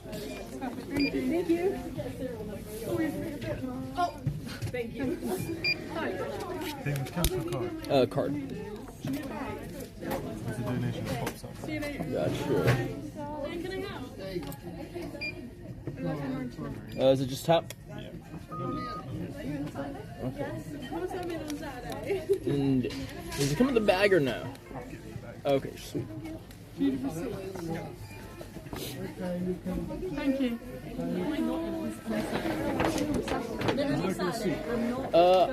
Yeah, sure. Because that's the day before, I mean the day after my show.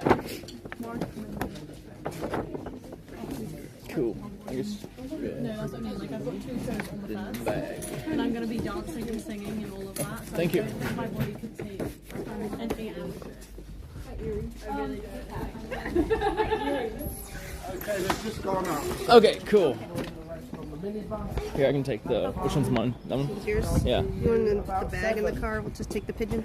Sure, if Do you you want me want. to take that to the car? We're gonna Take the pigeon, but you can. Yes. Yeah.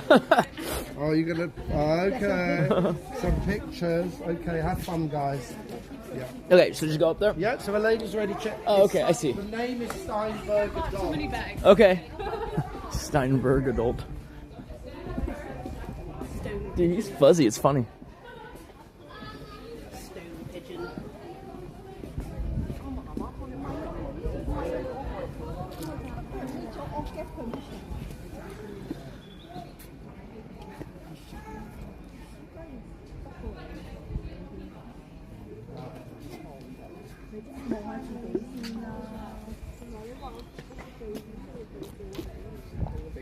Virality's overblown, guys.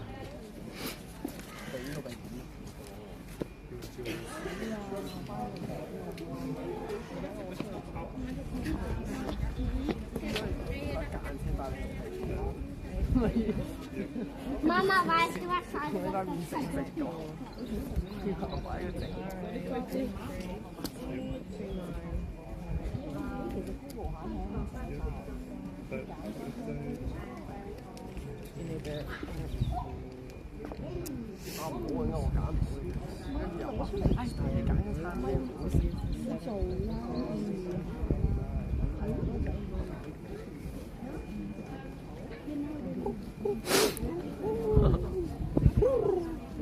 It's a jellycat one. That's cool. Oh, is that a good plush maker or what? Yeah. Cool. So the Selfridges makes those too. Yeah. It's like when sometimes we got kids like the little unicorns or whatever. I think those are also jellycat unicorns. Oh.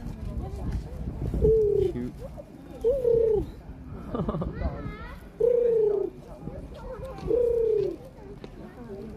Cute.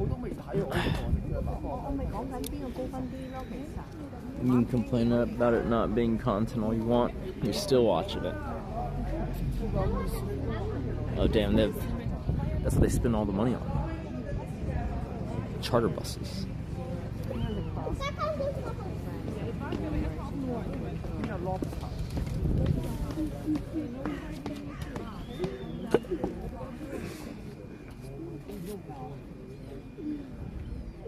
Let's see what we can find.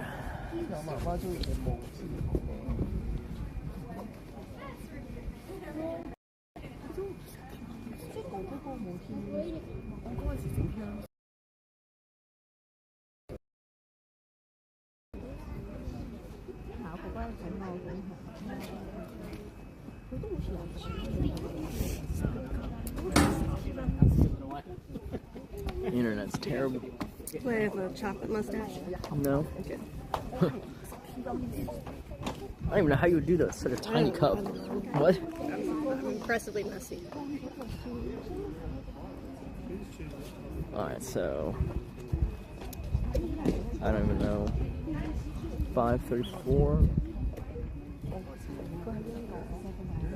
Do we have anything we have to scan, or is that already? What does that mean?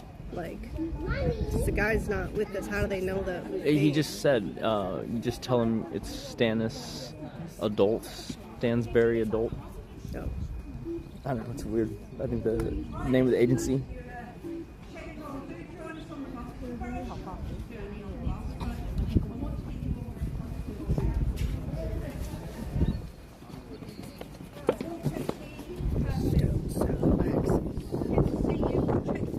I know you're checked in.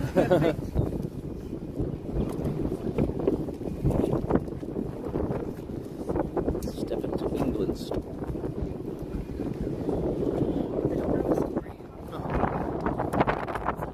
Why is it always his story? I have flashbacks of the Hillary Clinton campaign.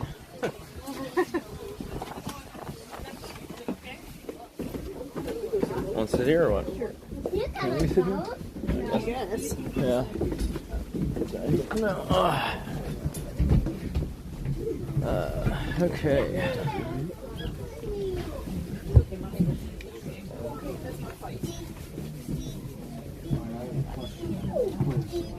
He only has 2 toes in the front. What happened? String foot on both feet.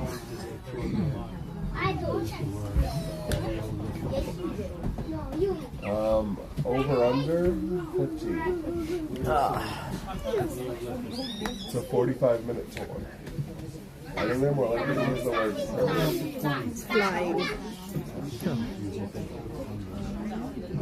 Supposedly there's a pigeon that was famous for a bit for being too fat to fly. Like, he was a wild one. He did well. But I feel like that's a bad idea.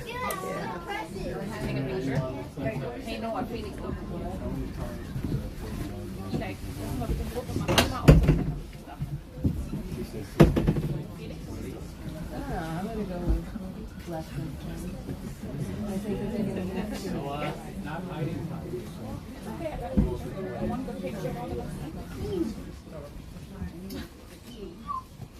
And I went for that.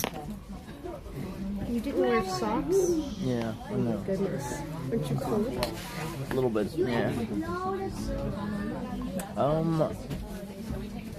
I can't really attest to it being bad because I had a really nice restaurant and then Chinese takeout, so I don't think, and then more Chinese dumplings, so I don't think I can judge it.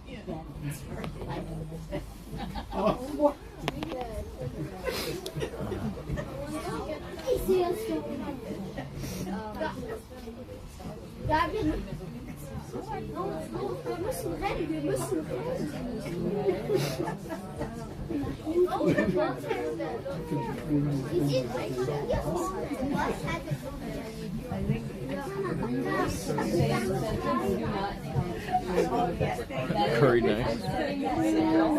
I'm saying now before. 3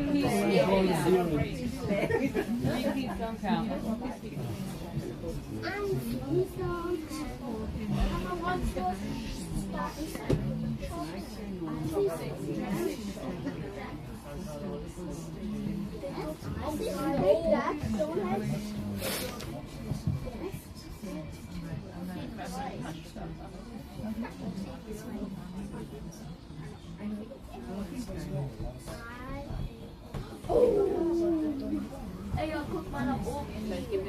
I have like 6 of them to show you guys.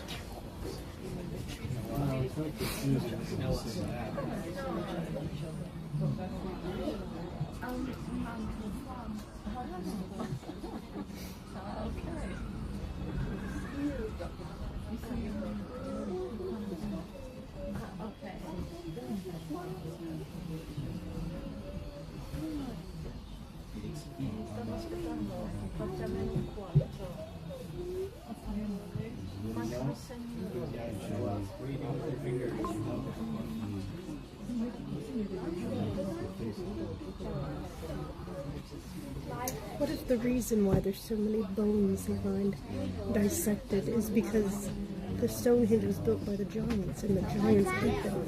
So that's why the meat they're was not gone. dissected. Well, separated. Bisected, maybe. You know what I mean? Yeah. Pulled apart. But I mean, you'd be able to tell that, right? I mean, they have been able to tell that. You can see teeth marks on them.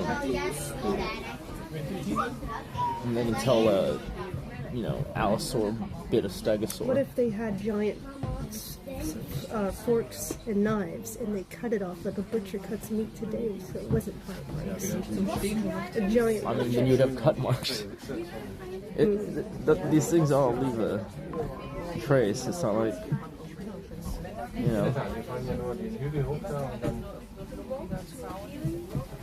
Who knows?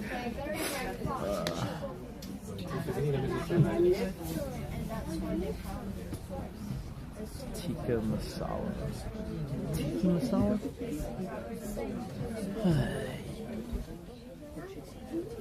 Wait.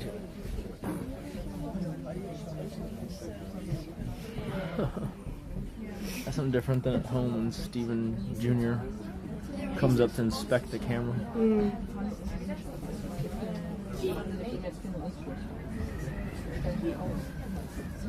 English tea at Harris. Eh. I can have English tea in my room. Yeah, but that's... You can do that at home. We're at Harris. I'd rather do something like look around the stores. I mean, do it all. I mean, sure, if there's not a wait. When is tea supposed to be? I don't know. It's afternoon something something.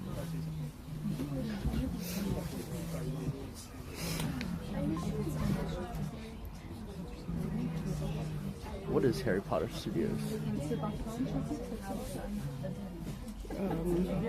Is that like Orlando Studios? Or do they mean like the They're sets? doing something here. Maybe it's like a set tour or something. That'd be of the cool. Sets. That'd be cool if that's a thing. I guess Ocean Bump should probably look into that. That'd be cool. Yeah.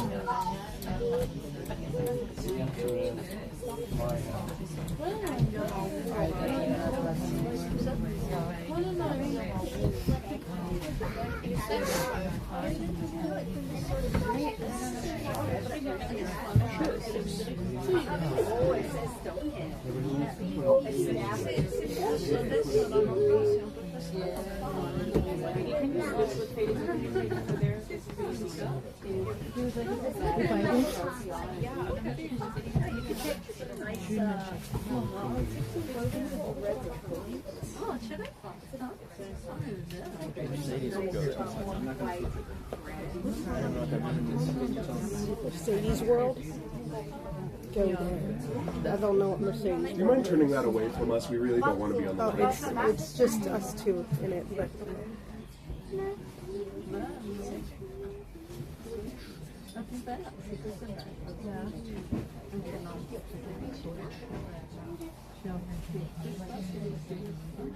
No, vabbè, you can close it right now.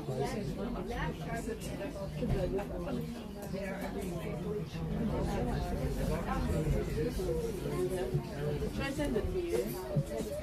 Okay.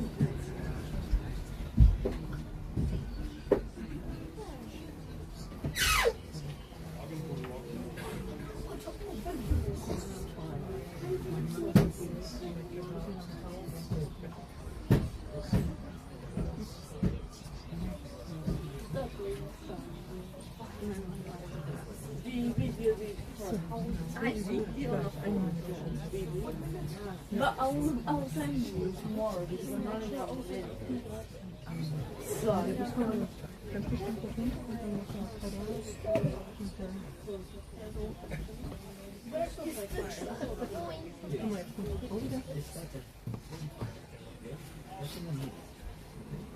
Wouldn't it be nice if he left early and someone Wouldn't count that.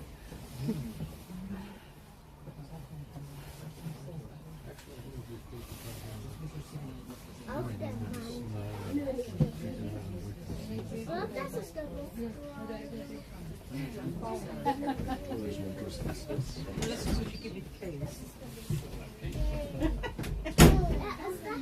know what?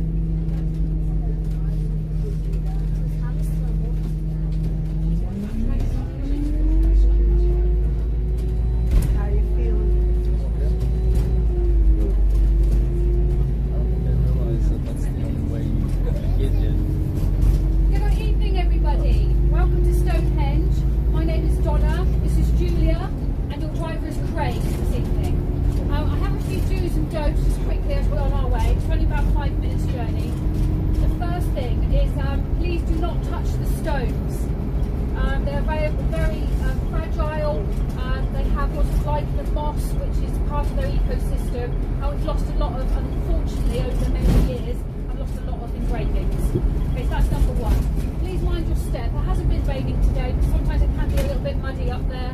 I can see some children are in the bus, so just keep an eye. There's lots of stones like loose on the floor. No smoking, no drinking, no vaping, eating and drinking. If you want to do any of that, obviously come back to the bus, nearer the bus to do that. If you have any questions, please ask myself or Julia. We'll be splitting you into two groups, one of you with myself and one of you with Julia when we get to the stones. Other than that, please have a lovely time, experience, ask loads of questions, and I will see you up there. Okay?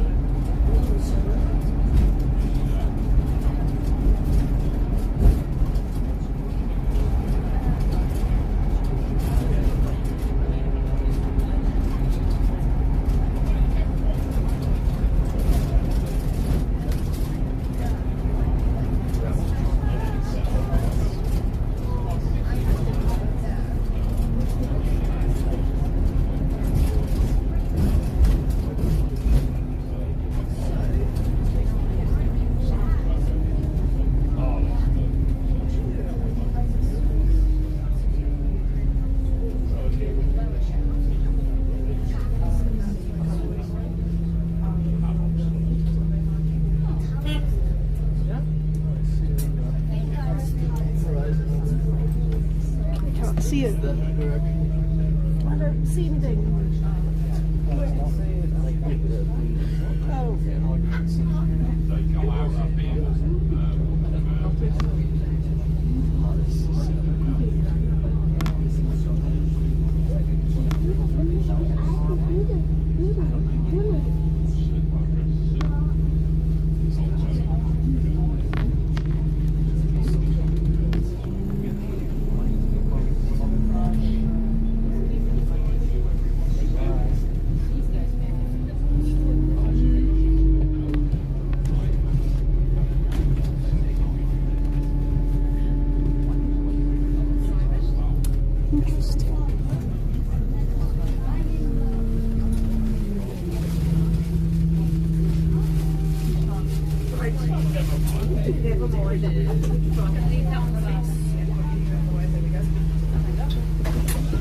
If you follow me up to the monument,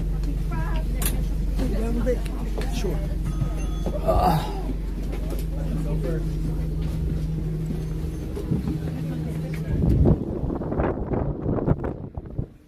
Okay.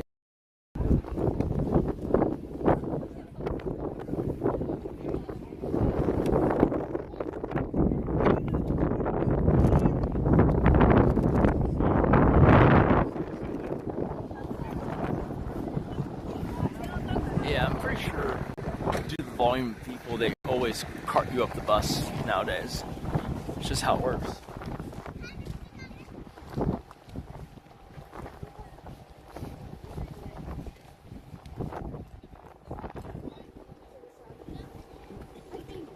I mean, I don't see what the big deal is about there being metal in it. I'm sure they're trying to make it stay as long as possible.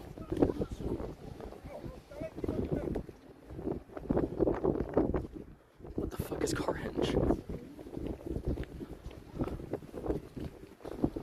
don't even know what that is. Yeah. Closest? This one? Okay. Okay.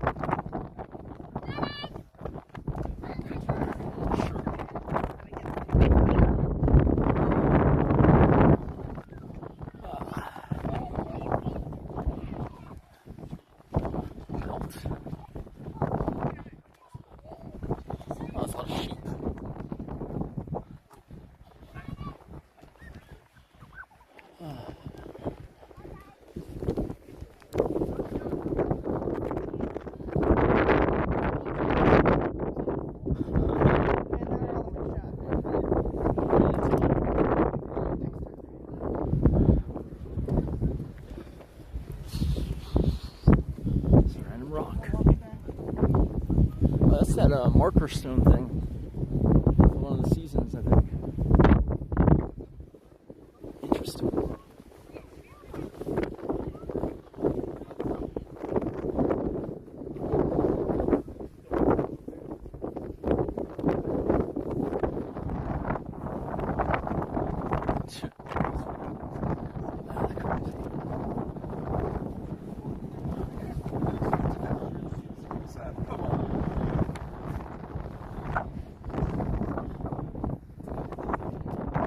Probably brought the sapphire for this one.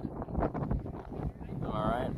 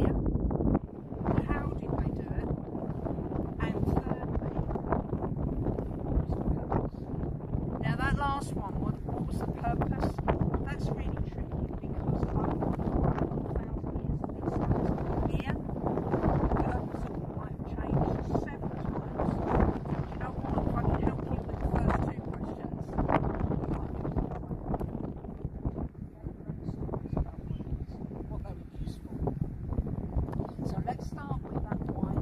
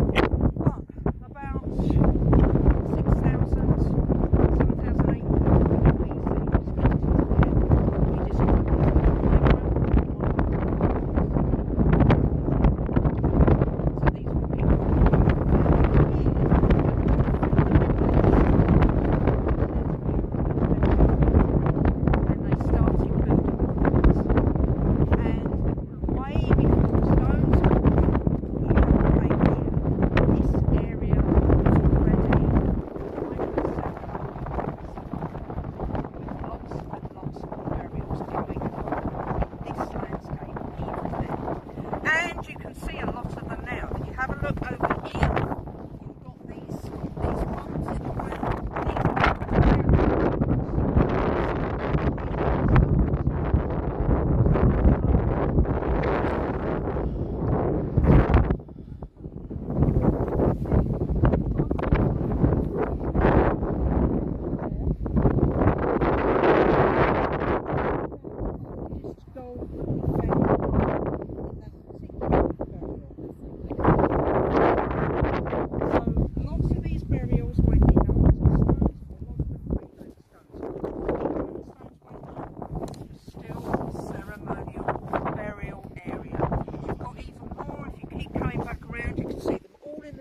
Over there. We've got about 400 of them in a 7.5 square mile area. So Stonehenge is not just the stones, it is also exposed. But the first one that we had that was of any real significance on this particular plateau, just here, was the first henge. And the first henge you've already walked over, and I need 3 volunteers.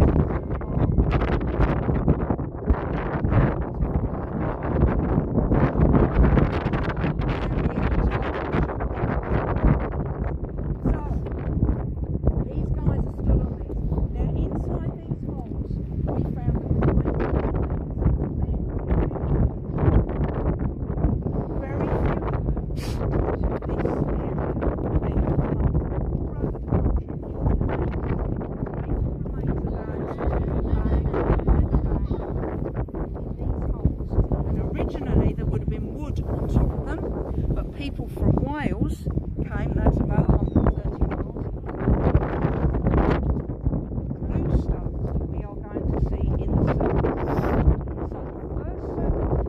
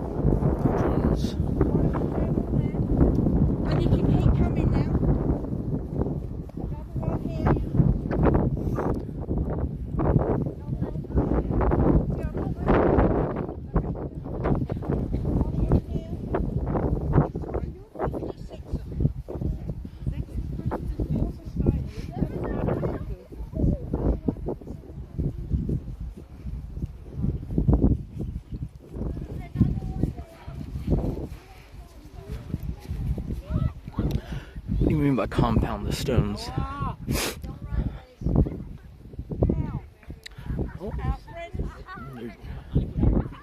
They're literally dancing on someone's grave.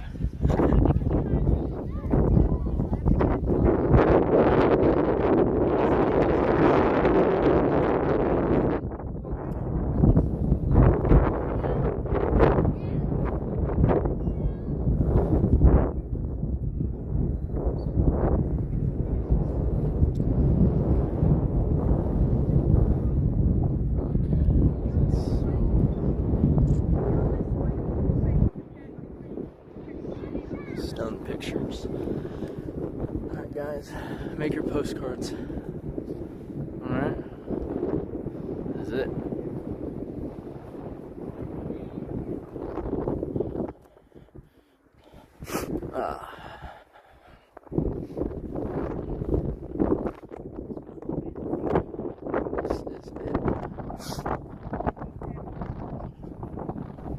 Oh, it's the East Rock.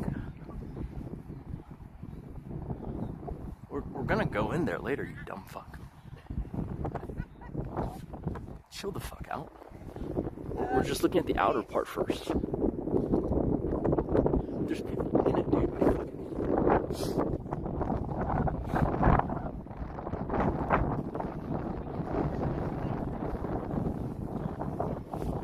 where the ground's a bit bare.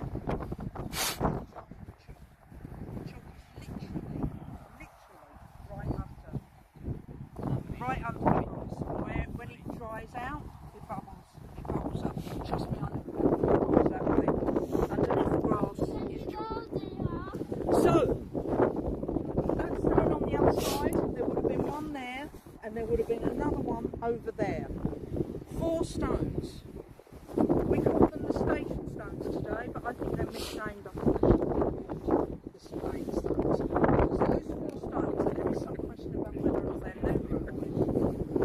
Those 4 stones together, the centre of them, because they form a perfect rectangle, is the centre of the circle. Now we're moving on to how did they do this.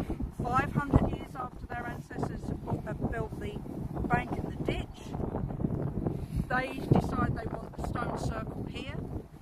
They work out their centre, they put a stake down, they have a rope, and they go round using the chalk and they draw out a perfect circle without having the benefit of seeing it from above.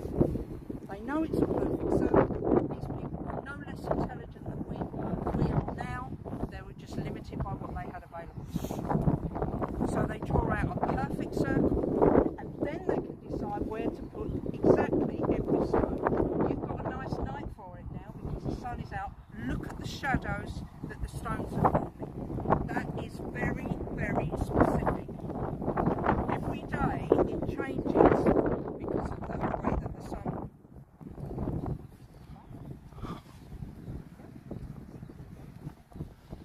And we're going to walk around this way. Why was it important for them to have every stone in the right place? Well, let's go round to the front of the hedge and the front of the pond.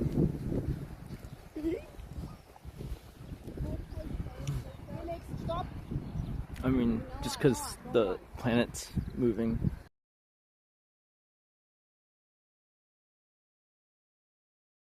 Cast from a slightly different angle.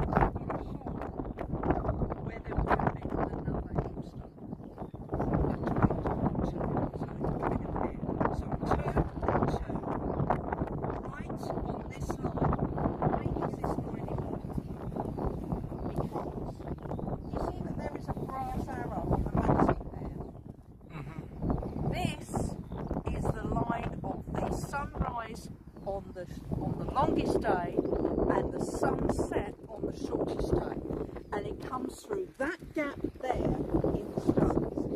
That gap is bigger than any of the other gaps. All of the other gaps are exactly the same size, and they have managed to get them all in. They had to, I would say, Stonehenge needed a project manager, an architect and a surveyor. Was probably one and the same person originally, but that communication of what had to be done. Now the other thing is, this is a fallen sarsen stone. It's a. Have I got any geologists here? My lucky night. This is sandstone. Came from the Marlborough Downs, about 15 miles away as the crow flies. This and the Hillstone are exactly the same stone as you've got in the stone circle. Look at those stones and then look at these stones and tell me what the difference is. So, that's the shape. These are uncarved sarsens. Those have all been carved. So they had to be carved into the shapes that you see, albeit that obviously, and when we get inside you'll see some of the erosion in there. These stones would have been bright white and they would have been smooth, or as close to being smooth as they could get. Now, we know why they built it here, because our ancestors built a henge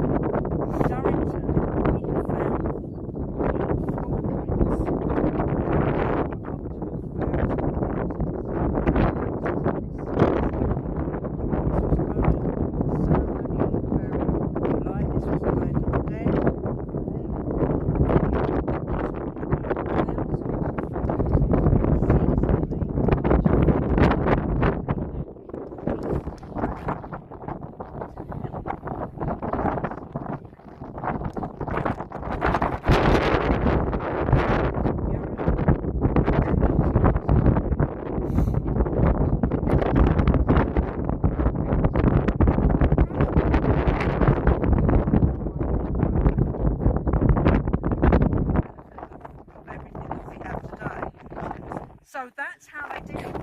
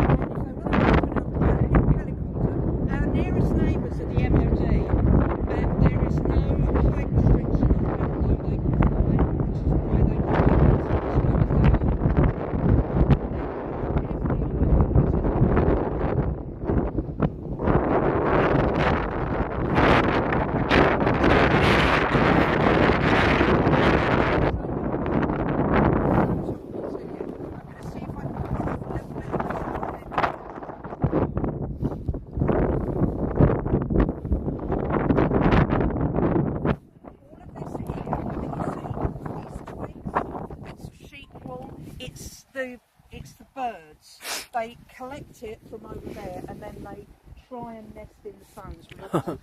With going. There you go, there's a feather there.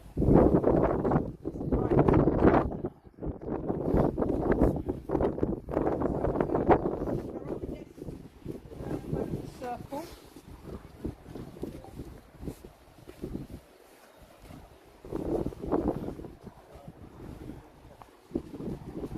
Here we are inside the stone circle, and I'm hopeful, you already know that I'm quite loud, but I'm really hopeful that you can hear my voice ringing off the stones. You have to imagine what that would have sounded like when it was complete. It would have sounded like a cathedral in here. And the interesting thing is, even today, with me speaking this loudly, with it echoing off the stones, it'll only be a muffle outside. In fact, we can hear Donna, couldn't we? That's the Stonehenge. So, you are standing in the only stone-engineered circle of the world. That's way less wind. Just to reiterate, what do I mean by that? These stones were carved using nothing but stone and bone. At the time when these stones were erected, no metal had been poured. There's less wind in here. They only had stone and bone to use to carve. And I'll show you some examples of carving in a second.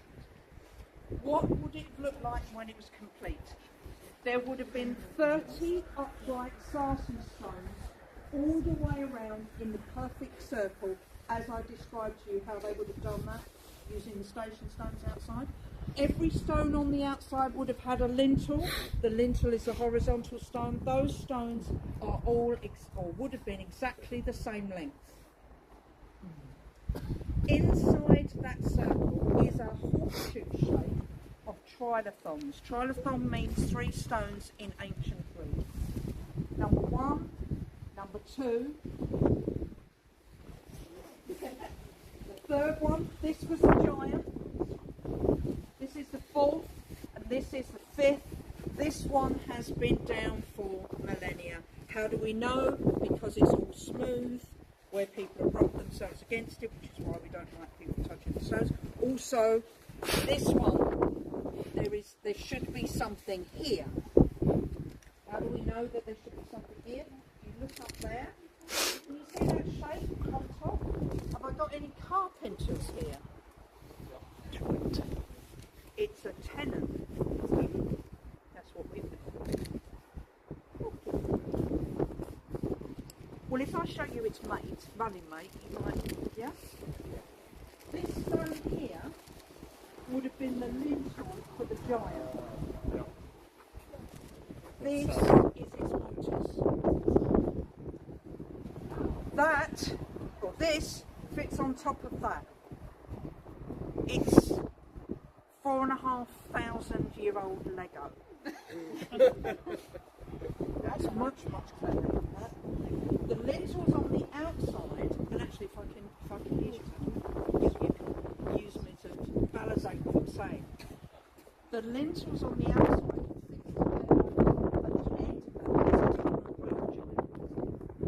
so they would have slipped in.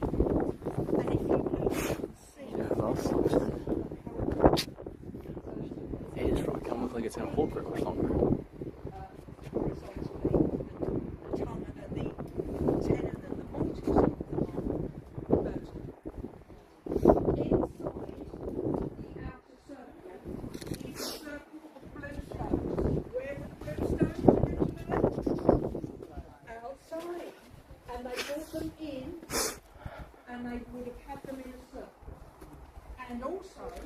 They have moved, they did move them, because these are easy to move, they're only quite about the time. There was also a horseshoe shape of blue stones, and the blue stones came from Wales, just as a reminder, 130 miles. The third type of stone here, which is our most precious, this is the end bit, which is why we asked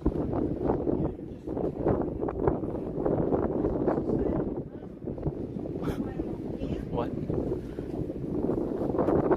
here, and it's been compacted.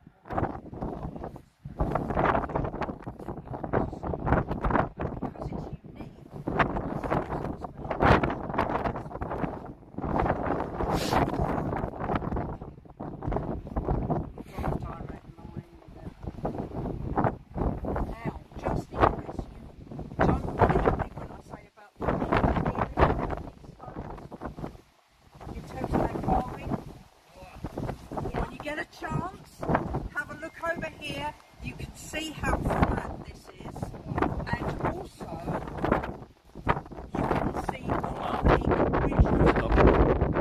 This side of the stone doesn't get the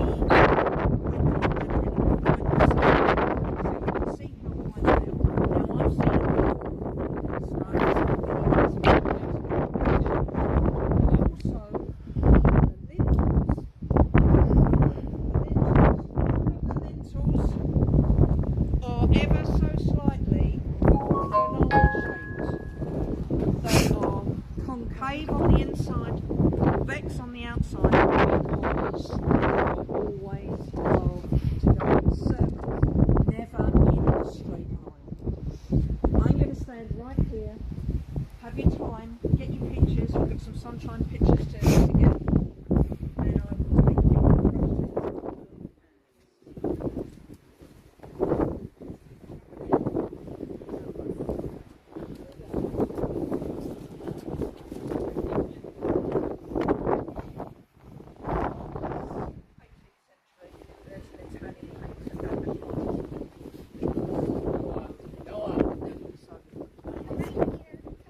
century, 19th century, graffiti, lots of graffiti in here. Have you found it? If I stand here and create a shadow, your camera lens, so you can see this area, yes? Can you see that that is a dagger? Yes. And that is an axe? That's Bronze Age graffiti. That was done with metal. It's about 1,000 years after the stones were erected. People came here, they wanted to put their mark on the stones. They probably changed its purpose. They were probably using it in a different way from 1,000 years before when the stones were done. So we're talking about 1,500 BC. This was done with metal. We've done tests on this, we know, and we've got about 100 examples of these broken stones, but it's very, very low. And therefore, as people have rubbed it over the centuries, most of them have disappeared. But this now remains the clearest example of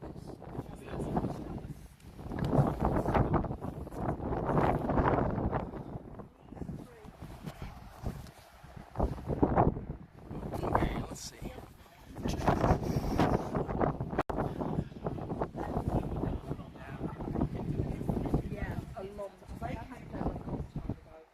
broke into pieces and then they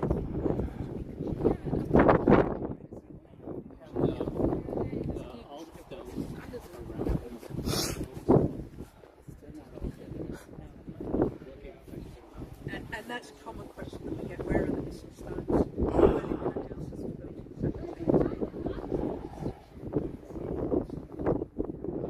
People used to, through the centuries,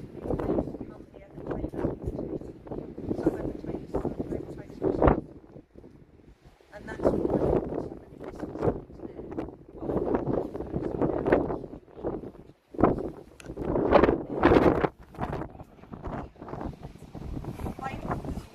little bit like this. This is a natural occurrence.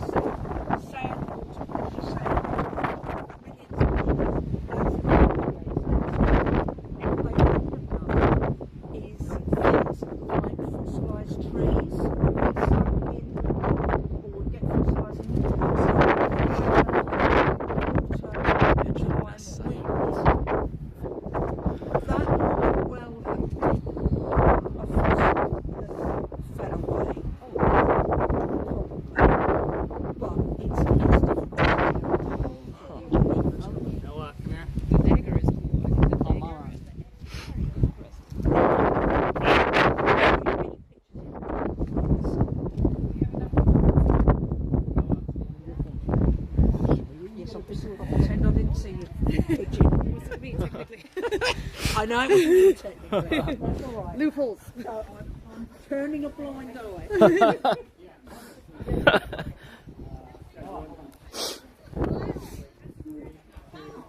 You want to do a selfie? Sure. Me and you? Yeah. Where do you want to do it? You're the photographer. We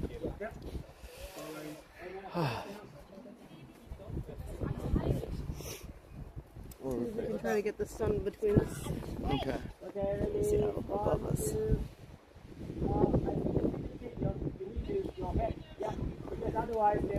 Right between us now. Oh, When? a little more that way.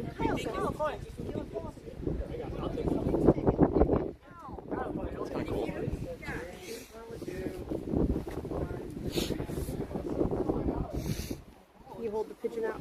Yeah. Like, just like that? Yeah. Okay. Come this way a little bit. This way? I've been doing this for about a year, but I have to say I'm back here.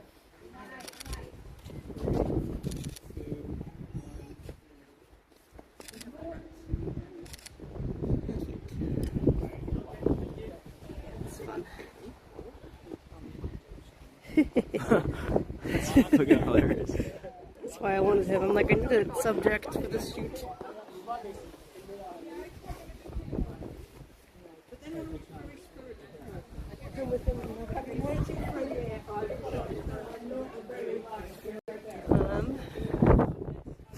And to the side right here and hold him up so I can get. Sure. Just hold him like this.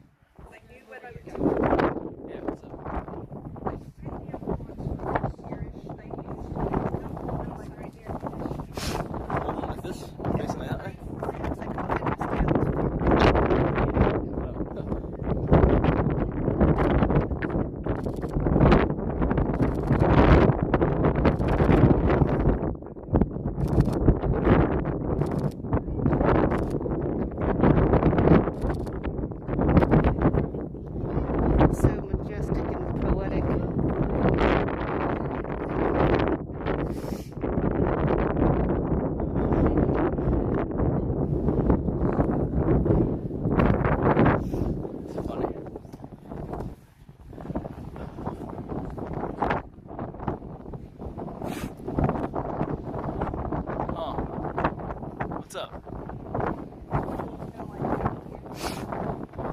I found a hole in the rock where pigeons are pooping.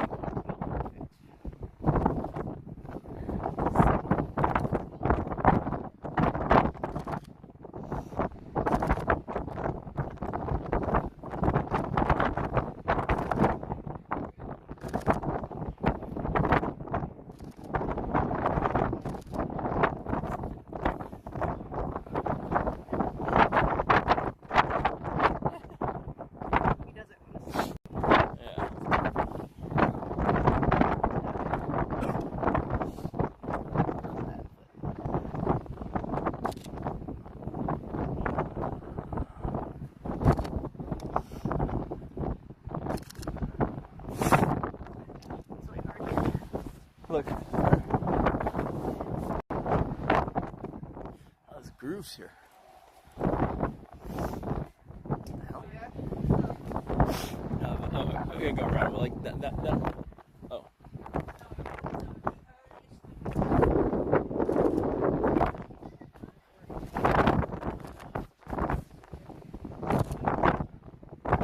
See that groove? That's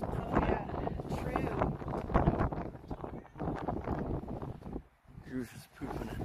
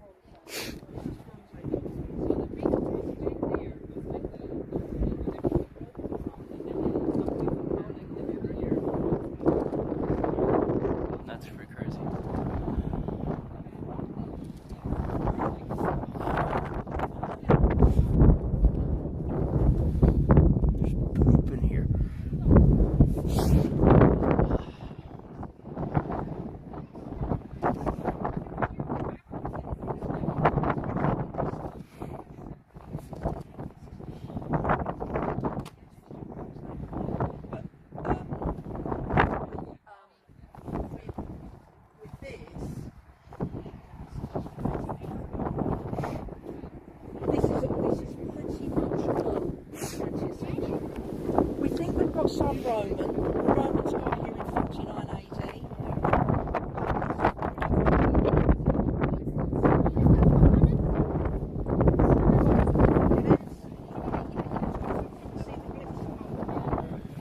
That's the cemetery and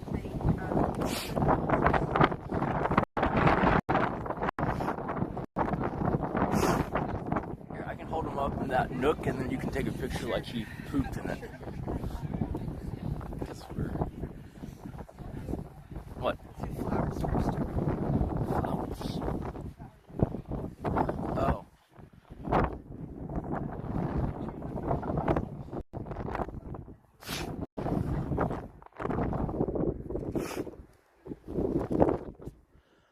Oh my God, it's cold.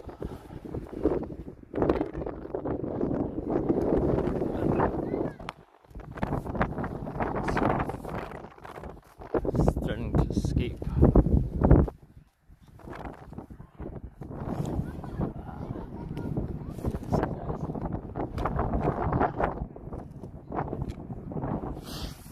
The joys of not having two hands.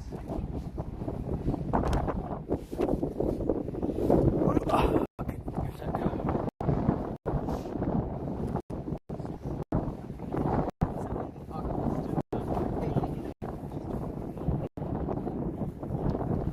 Holy shit, my fingers are so frozen. Okay. Let's see.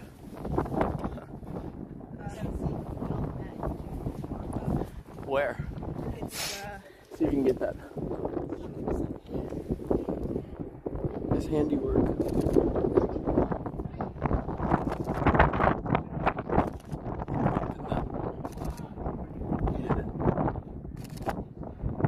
Alright, cool. Okay, where's the magnet line?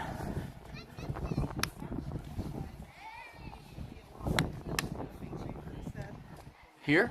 Yeah. Oh, it is wider. The Romans got here in 49 AD, so the stones had already been up for 2 years. I don't know if I'm cold or if I feel it. Wait, what? Like a slight. Oh, well, the lines on it? No, we think again. Let me try. Middle Ages, there is a story that they used to rotate. I thought for a second I felt a faint vibration. I thought so too. Yeah. Like very, very subtle. Interesting. Almost like a teeth chattering feeling, but in the finger. Yeah.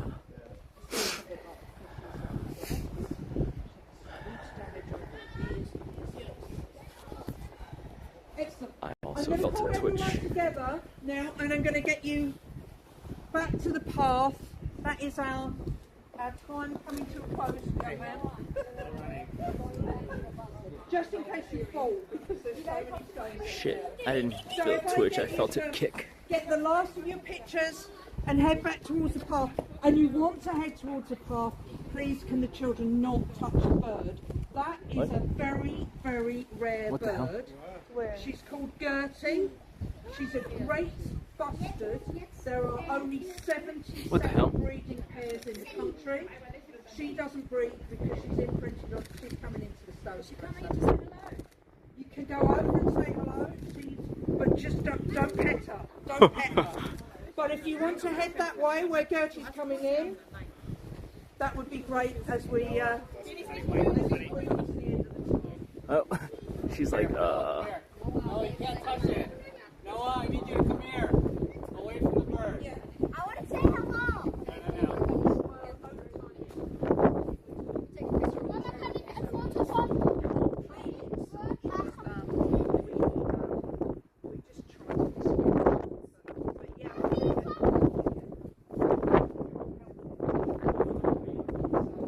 it's kind of funny.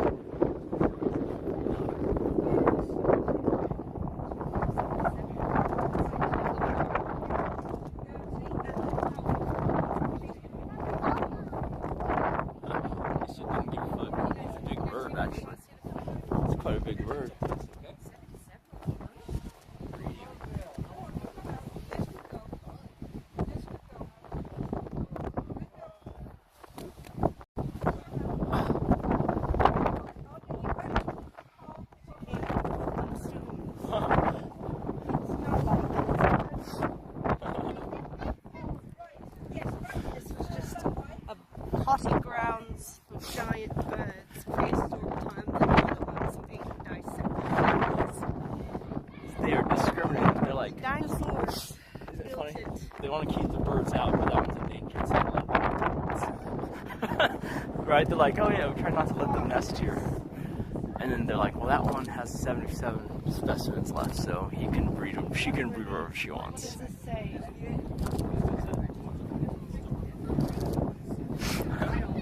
They're saying you summon the bird with your pigeon photo. It's like, cool. It's Diablo 5.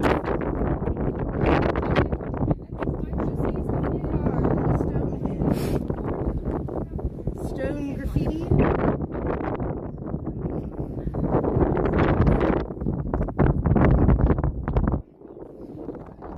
It's crazy. Bird just walked into the middle of a bunch of people.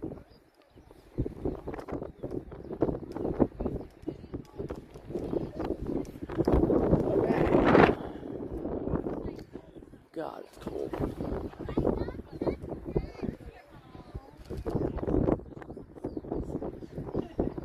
She just walks away.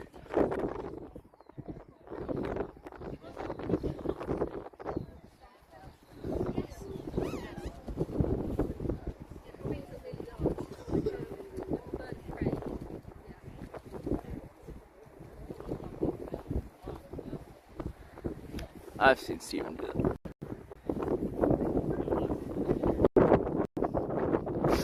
Alright, well that's a vagabonds. I'll call him that.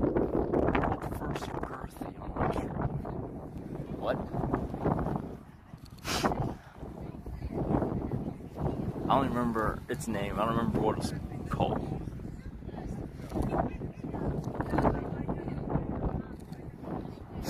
Maybe the birds built this. Terror birds built this. A brick buster. Oh, it's a great bust. So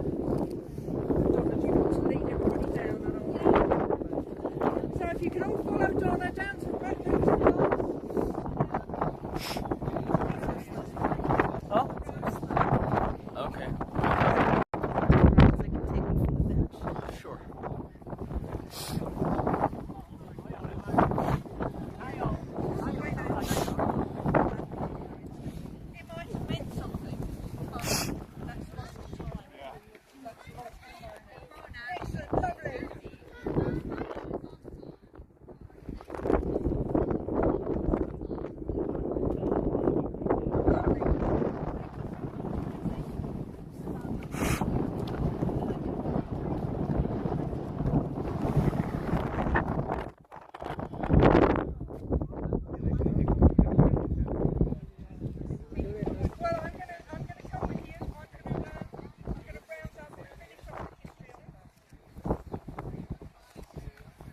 The bird literally just walks in and walks out. It's just like, alright.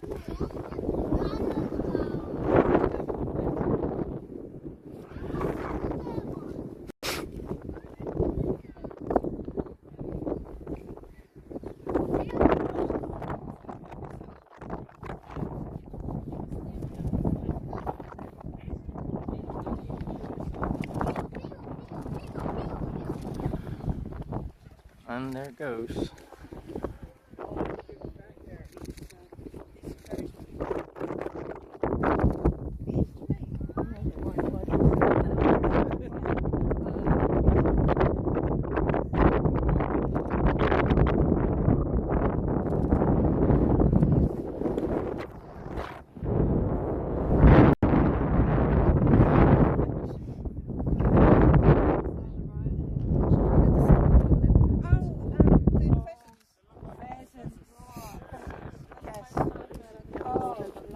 What? Okay, okay. You don't get the trees. But Gertie, bless her, should we hear when we get back with our next tour? And our next trees is very good. She's just doing her thing. Yeah, exactly. Excellent. Thank you. Okay. Lovely.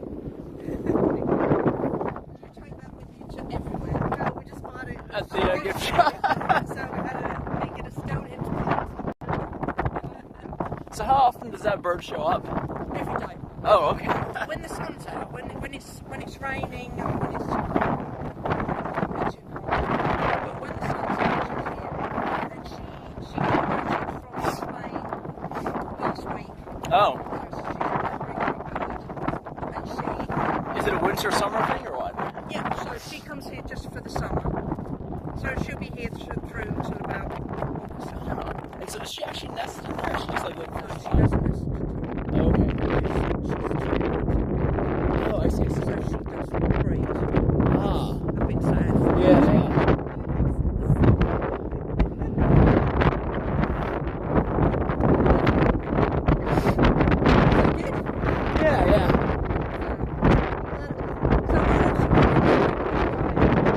This is pretty much the out of London excursion for us.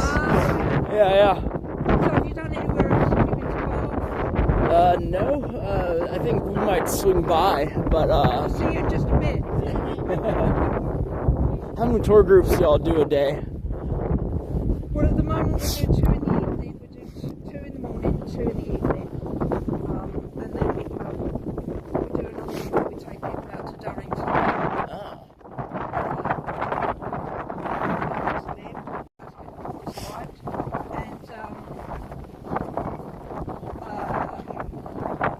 So basically, at the moment it's 5, and then we'll go up to 3 in the morning because the lights are out.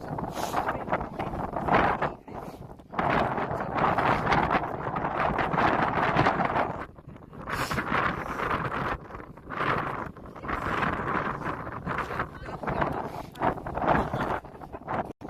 Well, with the moon and stars out here? Funnily enough, we do. There are a few.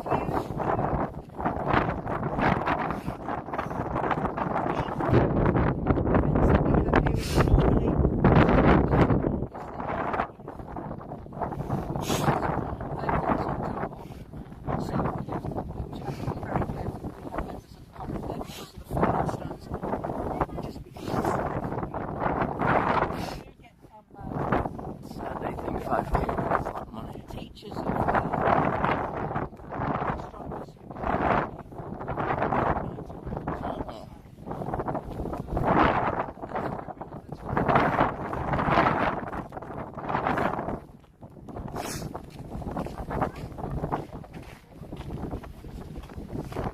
lovely. Thank you so much. 5K a week, you think that's a lot. Dude. He's a distinguished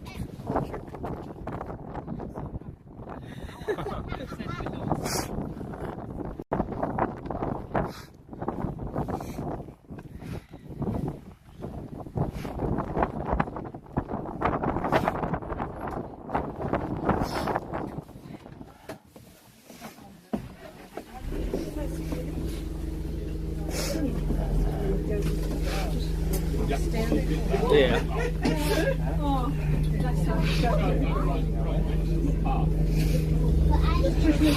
Just walked into the circle. Want to see the pictures?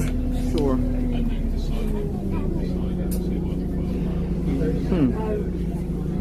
I took some with both focus so I could combine them if I wanted to. That's cute.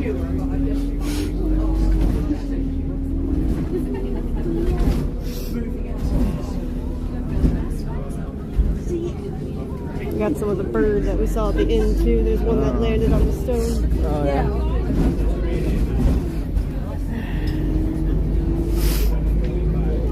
Okay, I'm just going to bring this up to modern times now.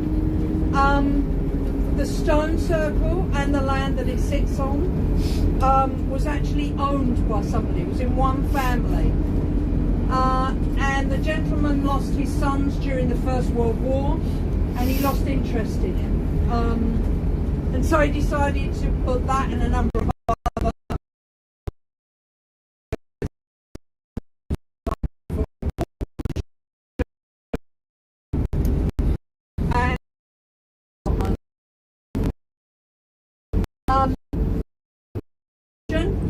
and his wife said to him before he left, buy some dining room chairs. And he came home and he had to tell her that he bought Stonehenge. She didn't speak to him again. She forced him and refused even to be buried in the same county as he lived or was buried in, because she was still so angry because he'd used her money.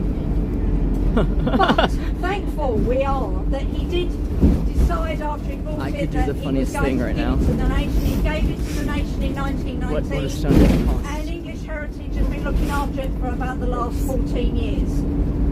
The government give us a number of properties to look after, and Stonehenge is just one of them.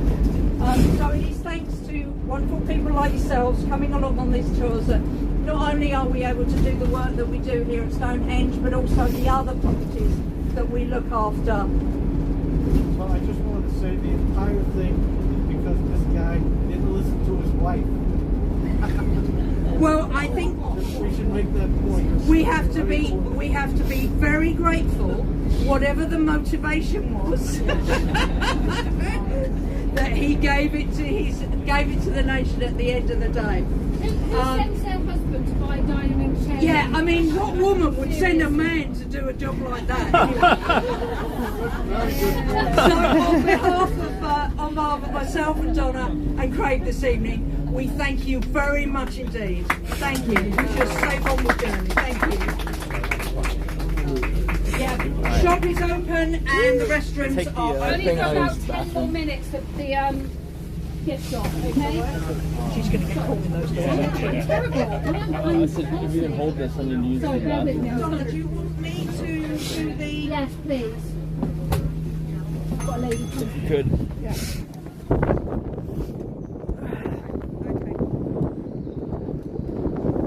We have to exit via shop.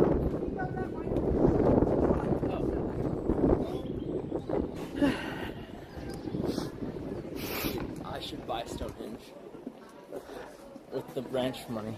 Oh, why would? Exactly the same thing would happen, right?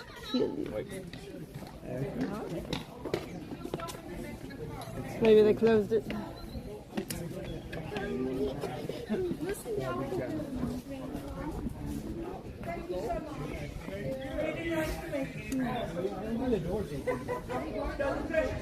Oh, it should be open. It's locked. It's okay. We can go around, right, and just go use the bathroom. We don't want to go through the shop, right? We just go to the bathroom, then we go this way. Yeah, we took that.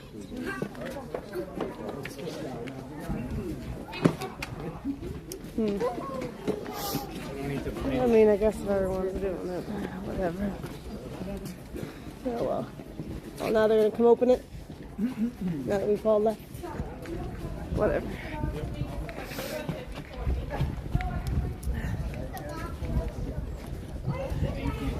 Thank you so much. Really good to meet you. Thank you. Oh.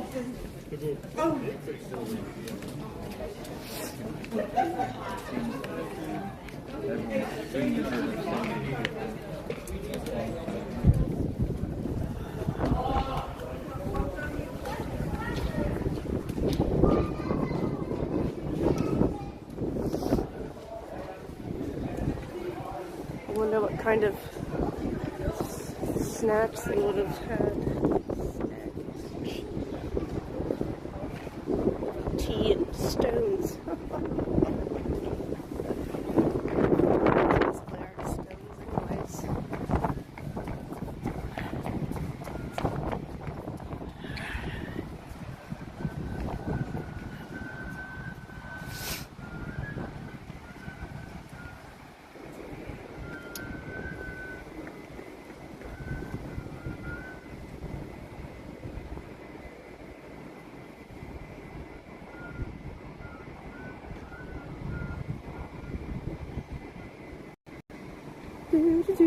Do.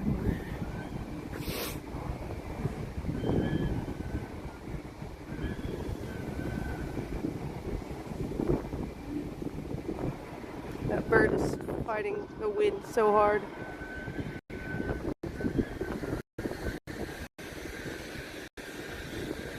They just go up instead of forward. They're trying so hard.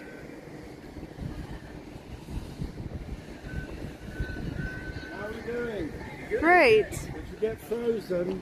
A little bit, yeah. I'm gonna go to the bathroom too. It was great. Yeah, they let us get pretty close. Yeah. Yeah, it's good. I mean, it is amazing. I've been about 5 times. It's amazing. Yeah, good. So, and did you feel the magnetic line? Hard to tell. I mean, she thought she felt maybe the It's very slight. I mean, you really have to be intuitive to feel it. Yeah, she seemed like the kind of person that might feel something. Yeah, good. Excellent. Yeah, did you use the toilet? I did. Yeah. I think we're missing like. Well, and also on the way back, it sometimes, it depends on the traffic. Because, the congestion charge stops at 6. So in the evening, it can get hard to get people in. going to the theatre and stuff bring their cars. Gotcha. So it's a big theatre city, huh? Because I noticed 45, a lot of theatres. And I tell you, when you come out of the theatre, whichever one you go, it's impossible to get a taxi. Each theatre holds 1,000 or 2,000 people. So it's like thousands of people looking for taxis, Ubers. So sometimes you just have to walk back, catch the bus or whatever. It's kind of you our didn't story. book the theatre then? No, well, we were thinking about booking it for tomorrow. Right. But like, some of them are really long shows. Like, there's 2 sessions and stuff like that to do one story. Oh, is that the Harry Potter one? Yeah, you knew. Yeah, that's over 2 days. You've got to be a real Harry Potter avid fan. Did they do all the entire story basically, or what? Well, do you know, I haven't seen it. Okay. But it's over two days. I saw that and I was like, that's and each show's about 3 hours. Yeah. So, I mean, you've really got to be a hardcore Harry Potter fan. I mean, I like a show that's about 2 hours, with an intermission, So that's pretty hardcore, Yeah. I don't know what it's like. To be honest, I haven't. I don't get so many years ago when Harry Potter first came out, people were obsessed. But now, I tend to find even young people, I say, oh, do you like Harry? Because, on London tours, I show them Gringotts, Bang, Diagon Alley, and they're like, no, not really. It's normally the people slightly older. Yeah, no, that's true. Who were young. Because the first movie was 2001. I mean, that's like, 25 years ago. Plus, J.K. Rowling's kind of fell out of favor with the younger crowd because the politics. Politics about transgenders. I feel like people still consume it, but they just don't like to say it. Yeah. Well, also it's a generational thing. There's probably new books now. I don't know what I don't have kids, so I don't know what young people read now. But there's probably other books. I mean, I think it was great, Harry Potter, because kids really got into reading, Yeah, no, absolutely. And now in this kind of technology age where kids look at their phones all day, it's even I've realised I don't read as much as I used to, because you start looking at Instagram and and you're just swiping and you read a little bit of this and you can't concentrate. Before I could read a whole book over 2 days, and I'm losing my concentration. I pick up a book, I'll read 2 pages, and I go. So there's renewed interest in the Harry Potter thing because of the HBO show. I don't know if you heard about that. No, I don't know. So they're doing a long-form show where they've already recasted all the characters, and they're just going to go through the story again, but in a show instead of a movie. And that's coming out later this year, so people are starting to. So it's a movie. It's a long form, like a season, like how Game of Thrones is the seasons. Oh, okay. They're doing the long, Netflix. they're drawing it out basically. Yeah. I think it comes out in September, so I think the interest will just keep. They made announcements in March, and so it's starting to ramp up. Oh, okay. So did you get some good pictures? Oh yeah. Oh wow, with your little. Oh wow. Okay. Lots of different areas. Wow. You have to start posting then.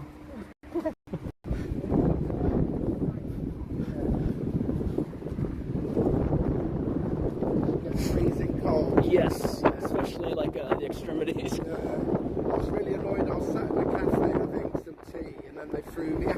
So I said, "No, I've got people in." No, yeah, but you can go sit in the shop. I said, "I can't sit in the shop. There's nowhere to sit."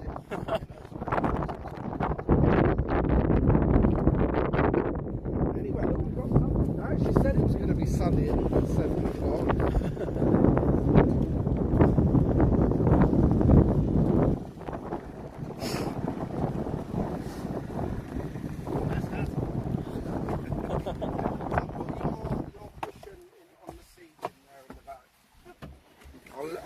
thighs relaxed on the way back, so you can spread out a bit. Yeah. So there's your cushion. You got your. Is that your dessert? Yeah. Where did the my hat go? What? Oh, I see it. It's blended in. Yeah. Chargers for my phone. Exactly. Okay, cool. All right, Chad. You have to pull it out. Chad, boring ride back. So. Is it okay if I take this one? Yes. So I will see you guys when I get back. We are